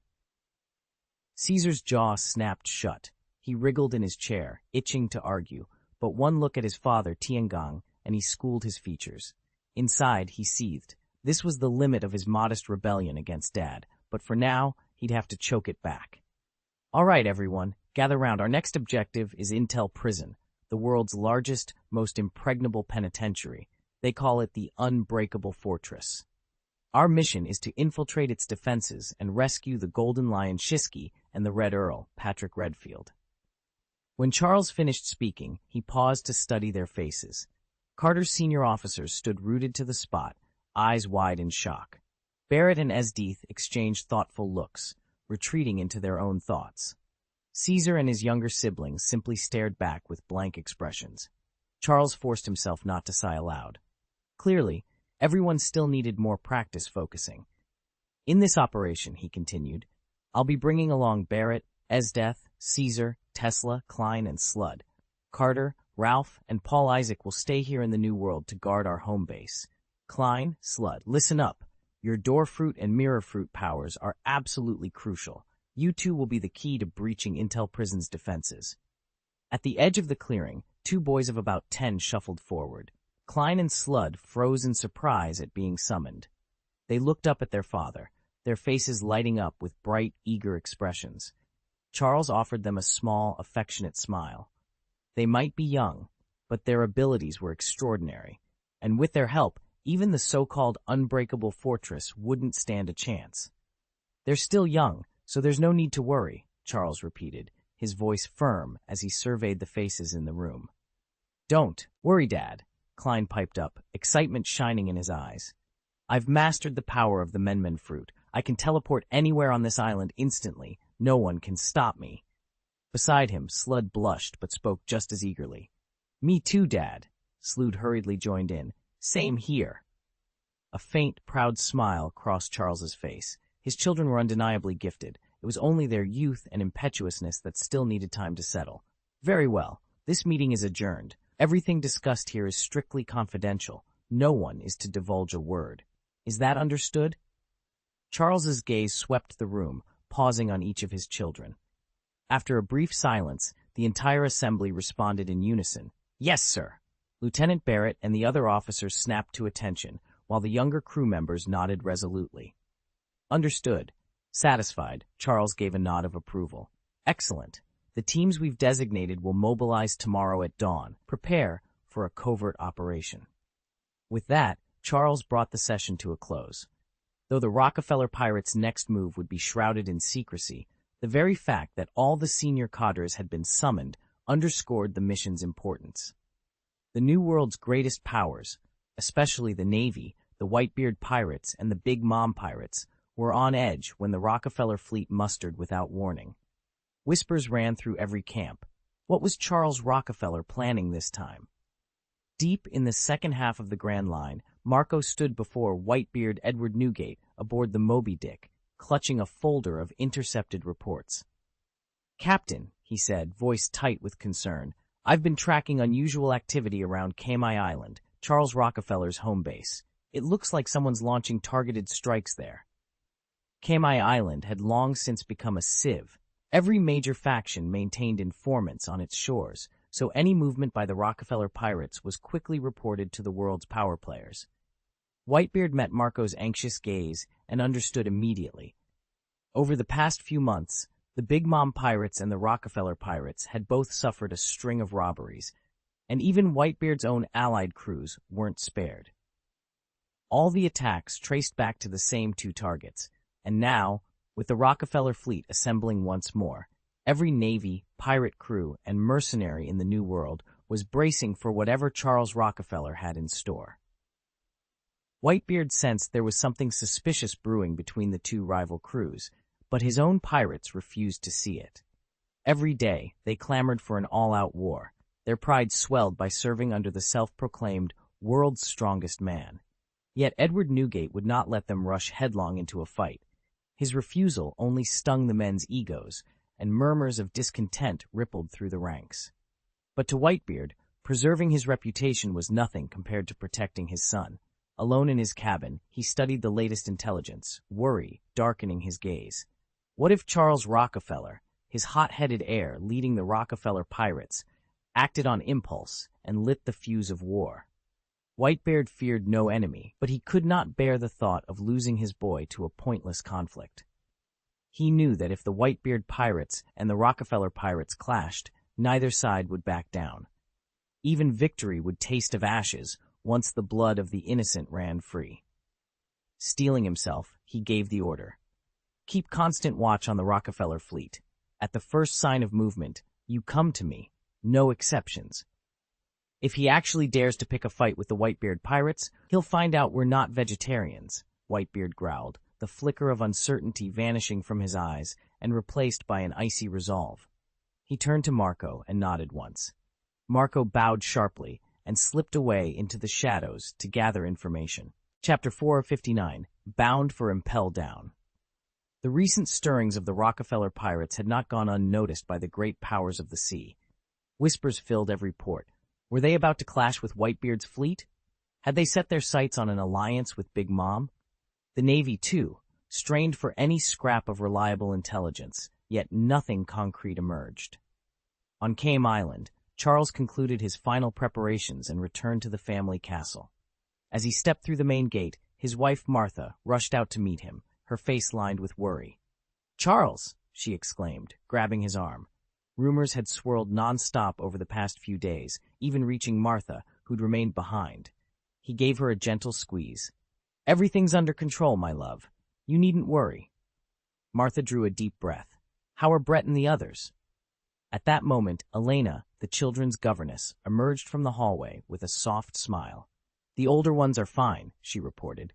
Little Bright, however, was tucked into bed early. He's too young to stay awake for all this excitement. Martha's gaze lingered on the swaddled infant in Elena's arms. Bright, the Rockefeller family's 18th son and 30th child in total, had been born just 6 months ago. In his sleep, he remained blissfully unaware of the looming turmoil, drifting peacefully as shadows lengthened outside the castle walls.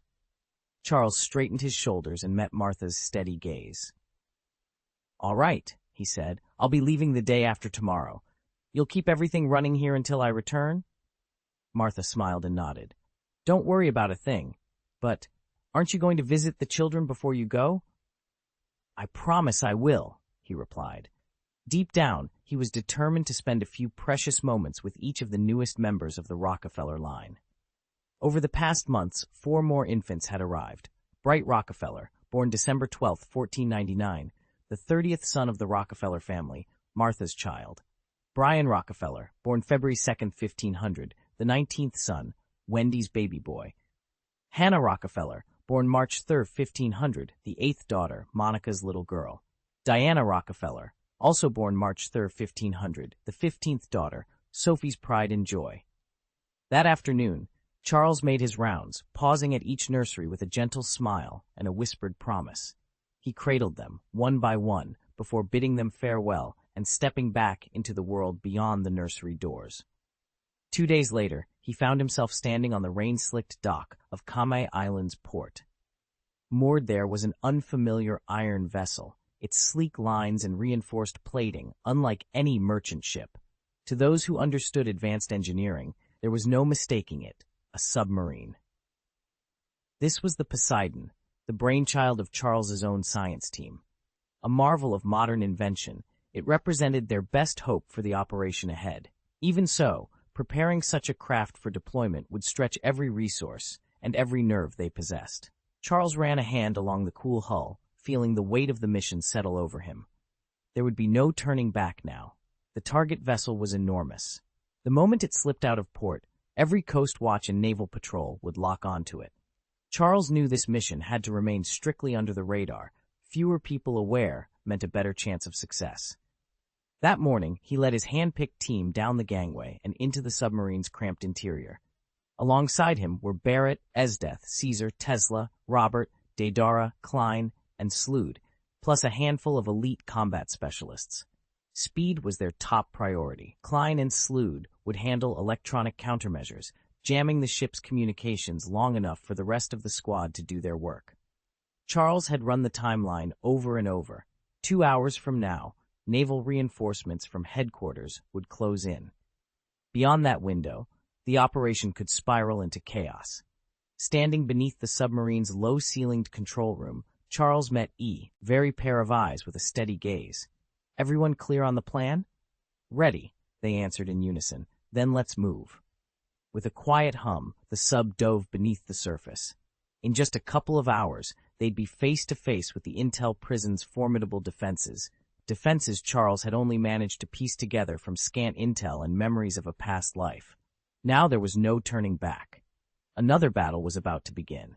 Charles surveyed the garrison of Impel Prison, the director himself, the deputy director, 2 chief wardens with their deputies, 6 wardens in all, and an endless swarm of guard beasts and soldiers. The challenge before them was daunting, but Charles's greatest worry was the director. He had no idea who this man really was or what powers he might wield.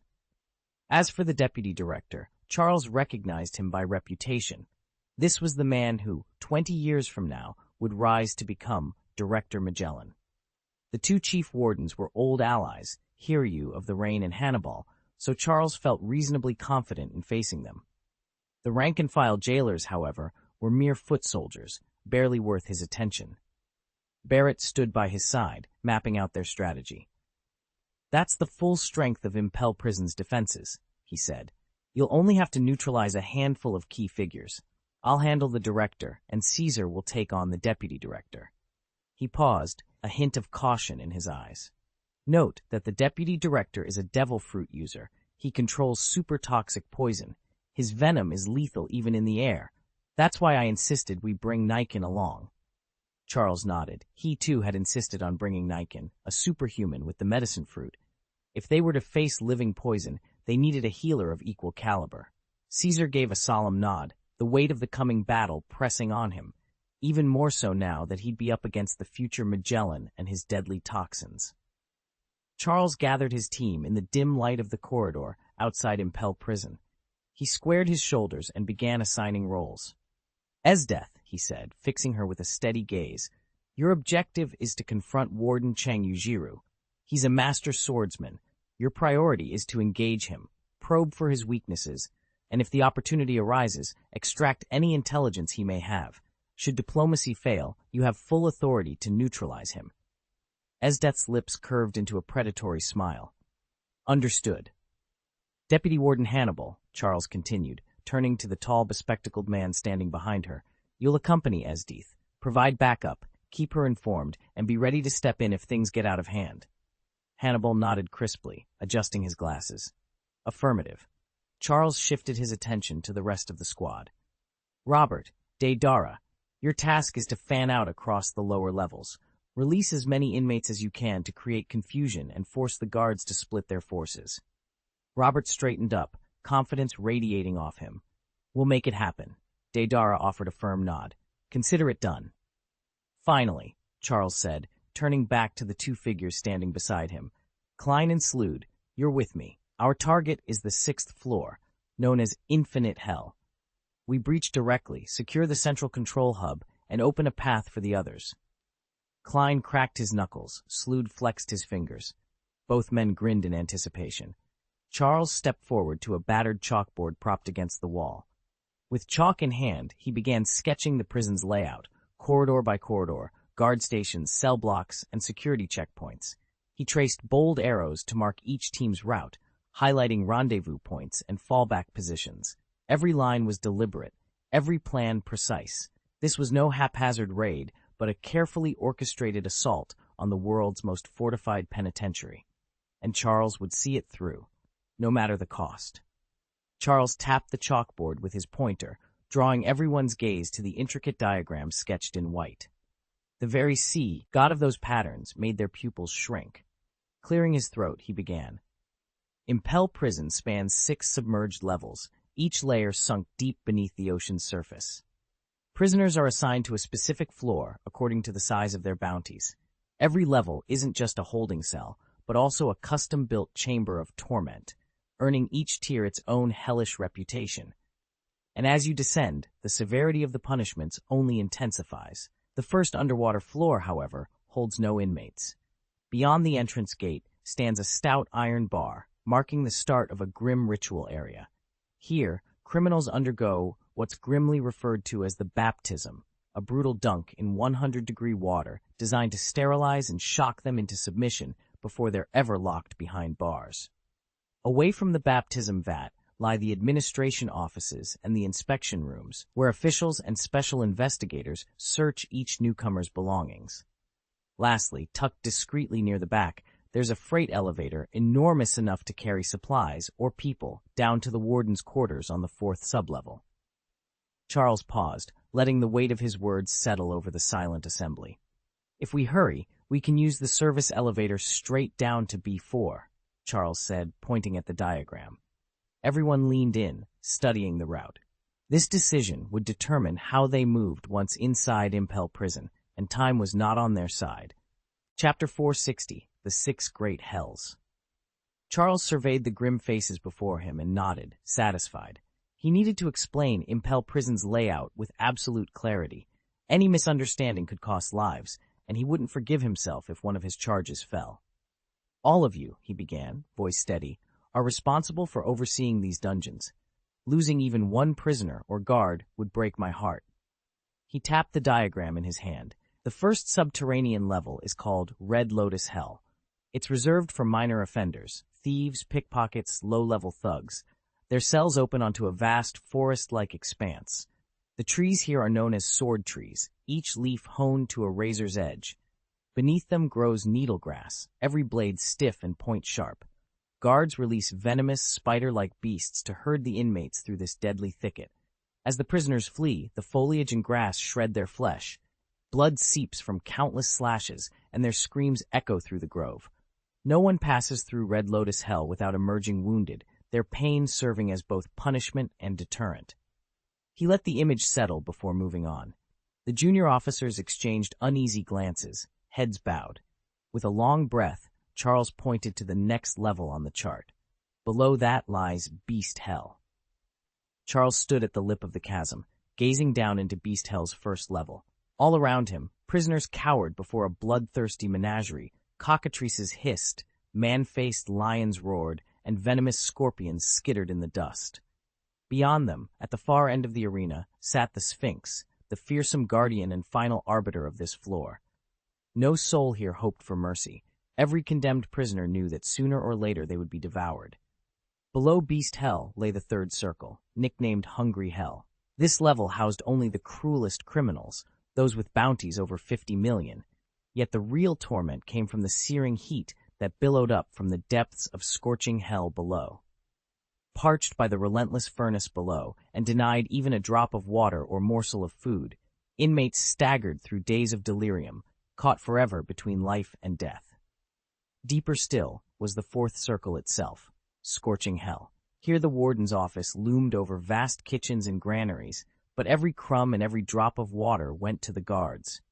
The prisoners were left to roast in what felt like an immense iron cauldron, a roiling sea of blood and flame. This was the real battleground, Charles reminded himself. It was in these blistering corridors that he would fight his way to freedom. A series of rusty vents ran through the center of both the third and fourth circles. A skilled jumper could slip through them to plunge into the circles below, but one wrong foothold would send an unfortunate soul cracking against jagged rocks, far worse than a mere scald. Taking a steadying breath, Charles tightened his grip on the hilt of his blade. The path ahead was clear. Survive the beasts on the first level, endure the hunger and torture of the second, then press on through the inferno of the third. Only then would he stand before the warden and claim his escape from hell. Charles pressed himself against the cold stone wall as the warden's lieutenant unrolled a weathered scroll, each line describing the abyssal depths of Impel Prison. "Fifth underground level, extreme cold hell," the lieutenant began, his breath fogging in the frigid air. "Before any inmate enters these cells, they're burned to disinfect them. A harsh process, but necessary." He trailed a finger down the scroll. "This level holds pirates whose bounties exceeds million. The temperature rivals the largest industrial freezer. Many prisoners perish from frostbite long before their trials conclude." Outside the cells, skeletal trees stretch toward the dim sky, home to packs of military-grade wolves, far more vicious than the beasts on level 2. Charles tugged at his thick coat, still unnerved by the biting cold. The lieutenant looked up with a grim expression. "Oh, and there's no point in planting phone bugs here. The sub-zero climate disables every tracking device we've tried." Charles offered a nonchalant shrug. He'd anticipated far worse hazards on his path to Impel Prison. One more imperfection in the system didn't intimidate him. The lieutenant folded the scroll and leaned closer. "Beyond this lies the secret sixth underground level, Infinite Hell. The world believes Impel Prison ends at level 5, but only the most dangerous convicts, death row inmates, and lifelong prisoners are ever sent below. Very few ever return to speak of what they find there." A shiver ran down Charles's spine, yet he steeled himself. If he was to survive Impel Prison, he would confront Infinite Hell itself. Charles tapped the chalkboard, his gaze fixed on the crude diagram of the Imperial Prison's levels. "Listen up," he said, voice low and steady. "Every inmate locked away in that place is a monster. So notorious, in fact, that the world's history books were ordered to forget them. We're talking near-legendary criminals, notorious for atrocities the government went to great lengths to suppress. He swept his hand down to the 6th level on the chart. And that's where our target is held, alongside the Golden Lion Shiki, the Red Earl Patrick Redfield, and every other horror you can imagine. If we want to get to him, we need to clear every floor above. A hush fell across the room. None of them had ever truly considered what it meant to break into Impel Down. They'd treated it as just another high-security prison, a place where losers got sent off to die of neglect. But seeing its structure laid out before them changed everything. Robert ran a hand through his hair and let out a long sigh. If the Navy catches us, even one slip, there's no parole, no second chances. I'd rather die than end up in Impel Down. Deidara nodded emphatically. Tell me about it. Just the thought of those iron bars and endless cells, it's torture.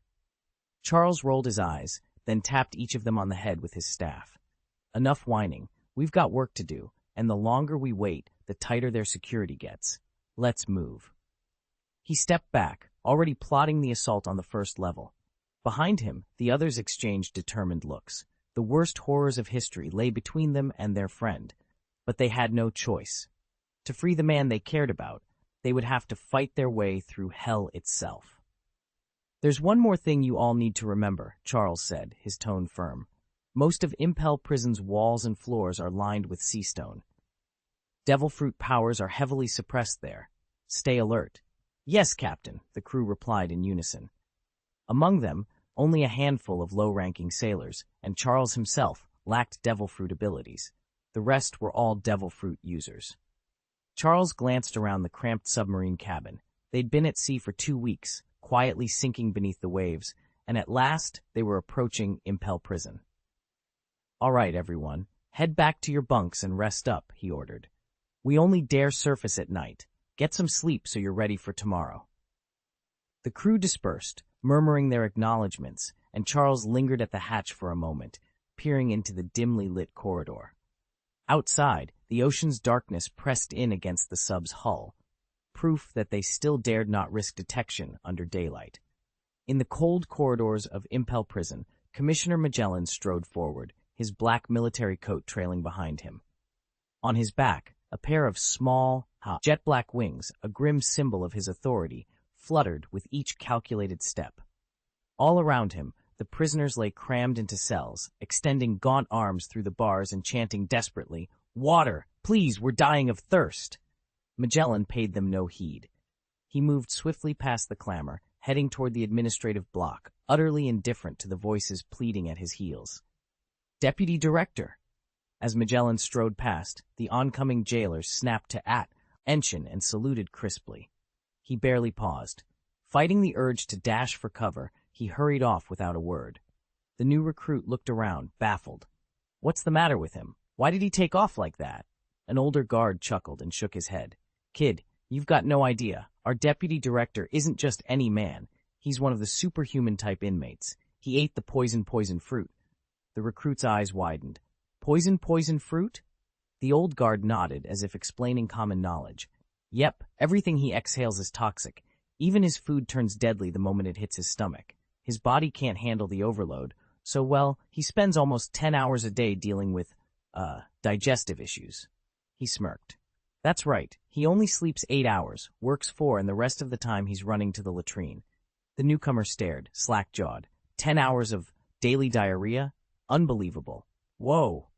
The steady hiss of water pumping drew Magellan from the latrine. He emerged looking entirely refreshed and glanced around the corridor. Where's Zhiliu? One of the guards pacing outside his cell stiffened. Deputy Director? Warden, he's on the 6th floor. Magellan's brow creased. The 6th floor? He already suspected what Zhiliu was up to, and he didn't like it one bit.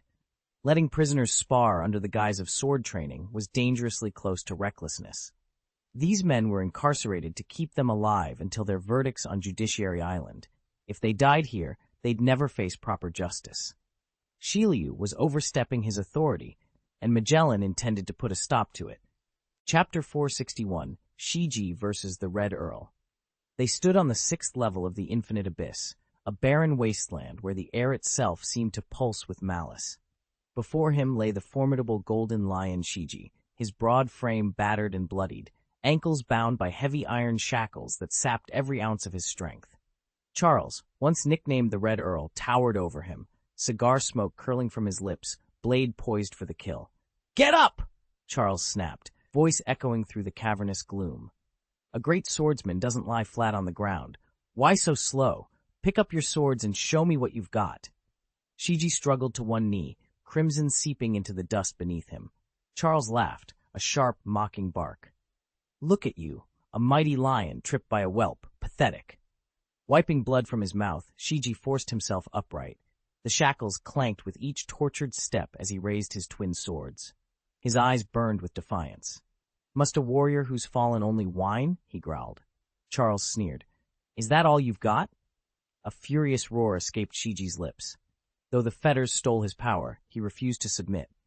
"Then stand up," he challenged, voice raw. "Show me the secret of the great swordsman's art, if you still can." Charles tapped the cigar in his teeth and flicked away the ash. The tip glowed red as he swept his blade in a single fluid motion. "With pleasure," he murmured, and lunged. Steel met steel in a dazzling clash of sparks. On the 6th level of hell, two titans collided, each driven by pride and the promise of victory. Charles barely dodged the blade's flash and countered with a backhanded strike, only to have it effortlessly stopped by Shiryu. The challenger let out a triumphant roar. "It's getting faster, isn't it?" Shiryu taunted. "If you've got the guts," he snarled, "unshackle my feet and face me again. I'll beat every last drop of blood out of you."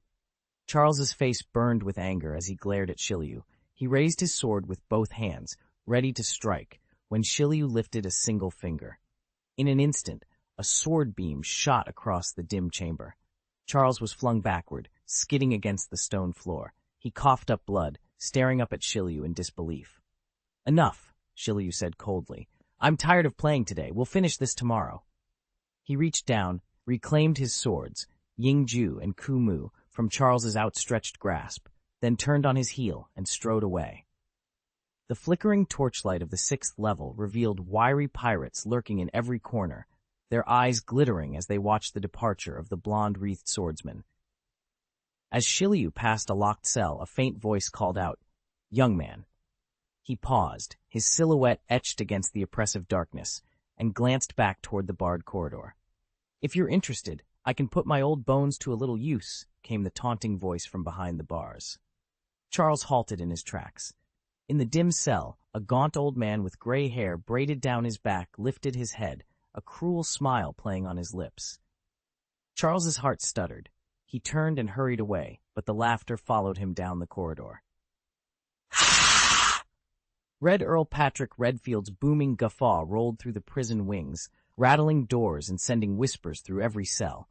"He snapped for good this time," someone muttered, eyes darting toward the inner enclosure. "That monster's gone mad." At the far end of the hall, Golden Lion Shiji stood, his muscular frame rigid with impatience. "Still can't contain yourself, Ryder," he called out, voice echoing off the stone walls. "What's the matter? Need the whole house to hear you crack." The Red Earl's laughter cut off mid-chordal. He turned, his pale eyes alight with dark amusement. "Shiji, you think I'm a clown? A sick lion begging for pity?" He spread his arms theatrically, daring the Golden Lion to dismiss him. The guards shifted uneasily, sensing the rising tension. Shiji's gaze hardened. He stepped forward, every inch the picture of controlled power. "Yes, a clown," he said lowly, every word deliberate. "Ever since Roger fell, I've been the kingdom's jester. But don't delude yourself. I'm no one you can simply write off." Silence descended on the corridor as two of the realm's greatest warriors locked eyes across the bars. Somewhere in the distance, a lone wind chime tinkled, underscoring the fragile calm before the storm. Here we go again. A tense hush swept through Cell 6 as a ripple of power washed over the inmates. From the far corner, Patrick Redfield, better known as the Red Earl, rose to his feet. "Humph, Shiji, you've grown soft in your old age." With a surge of raw domination, Redfield's aura slammed into Shiji, who had been bristling moments before. The golden-maned prisoner froze, his bravado crushed under that oppressive force. "Who's the real king of this prison?" Redfield's hair rustled like a crimson banner as he stepped forward, gaze blazing. Shiji ground his teeth so hard they bled, yet he dared not break the searing stare. Around him, every other inmate dropped to their knees, heads bowed before the lone, imposing figure of the Red Earl. Patrick Redfield's voice was low and cutting. "I've regretted not killing you for 10 years. Shiji forced out a bitter chuckle. "Then do it." A cruel smile flickered across Redfield's face. Only a fool charges into the Navy headquarters without first understanding the battlefield. He paused, letting the weight of his words settle. "You do well to remember that." Silence reigned once more, the spectators too awed to breathe, all waiting to see how the Red Earl would finish what he'd so dramatically begun. "You've got the world's most versatile floating fruit, and yet you blew it challenging Navy headquarters just to wind up in chains. You're a disgrace to all pirates. You don't even deserve the name Charles." The Red Earl's contempt dripped from every syllable. "Insolent whelp," he sneered. "I'll have your head for that." Golden Lion Shiji strained against his shackles. "Cut the theatrics," he snarled. "Your insults bore me." The Red Earl only smirked. Shiji paused, the tension in the cell easing for a moment, until an unexpected mocking laugh exploded from him. "Ha! So you're the dreaded Red Earl feared across the seas, and here you are, bound in iron. Pathetic." The color drained from the Red Earl's face. That jibe struck closer to home than anything else. Shiji had indeed defeated Navy Marshal Cyborg Sora in open combat, and had he pressed the advantage, Sora would have been finished. Yet at the critical moment, the Navy's reinforcements had arrived. A thunderous crash echoed through the corridor as the cell doors swung open. Vice Admiral Garp strode in, his mere presence chilling the Red Earl to the bone. With only a hint of his true power, the Admiral had come within a hair's breadth of death, and word of it would burn across the seas. Shiji was on his way to eclipsing even Gol D Roger's legend, the first pirate in 800 years to slay a Marine Admiral since the world government's founding. "Ha! Ha!" Shiji, the Golden Lion, threw back his head and roared with laughter as he eyed his rival. Opposite him, the Red Earl's face darkened to the color of storm clouds. His presence swelled, a crushing gravity that seemed to drain the very air from the dank prison cell. Yet Shiji neither flinched nor wavered. Neither man would give ground. In an instant, both unleashed their overlord auras, immense, domineering energies that tore through the cramped cell. Every shackled captive trembled, clutching at chains and railings as the two pirate lords squared off. "Boss Shiji, please, I can't take any more," cried one wretched soul, clutching his temples. "Red Earl, spare us, we'll die if this keeps up," another gasped. Their pleas vanished in the roar of power. For a long, brutal moment, the Titans pressed on, until finally both auras sputtered and died away. Panting heavily, Shiji and the Red Earl stared each other down. Though neither had yielded outright, the Red Earl's that force had edged out a narrow advantage. He straightened his crimson coat, eyes blazing, while Shiji's golden mane rippled with residual power. The clash was over, for now, but everyone in that cell knew this rivalry was far from finished. Charles was convinced the Red Earl was deliberately holding back. Hailushi hadn't even unleashed his full strength. The cell fell into a tense silence, and no one dared disturb it. Ever since the Red Earl had been thrown in here with Charles, they'd been trading barbed insults every few days. Whenever words failed to gain the upper hand, their colossal egos exploded into violent clashes. No sixth-tier pirate could withstand the fury of two sea overlords at war. The last unlucky soul who tried to get between them didn't live to regret it. He was beaten to death.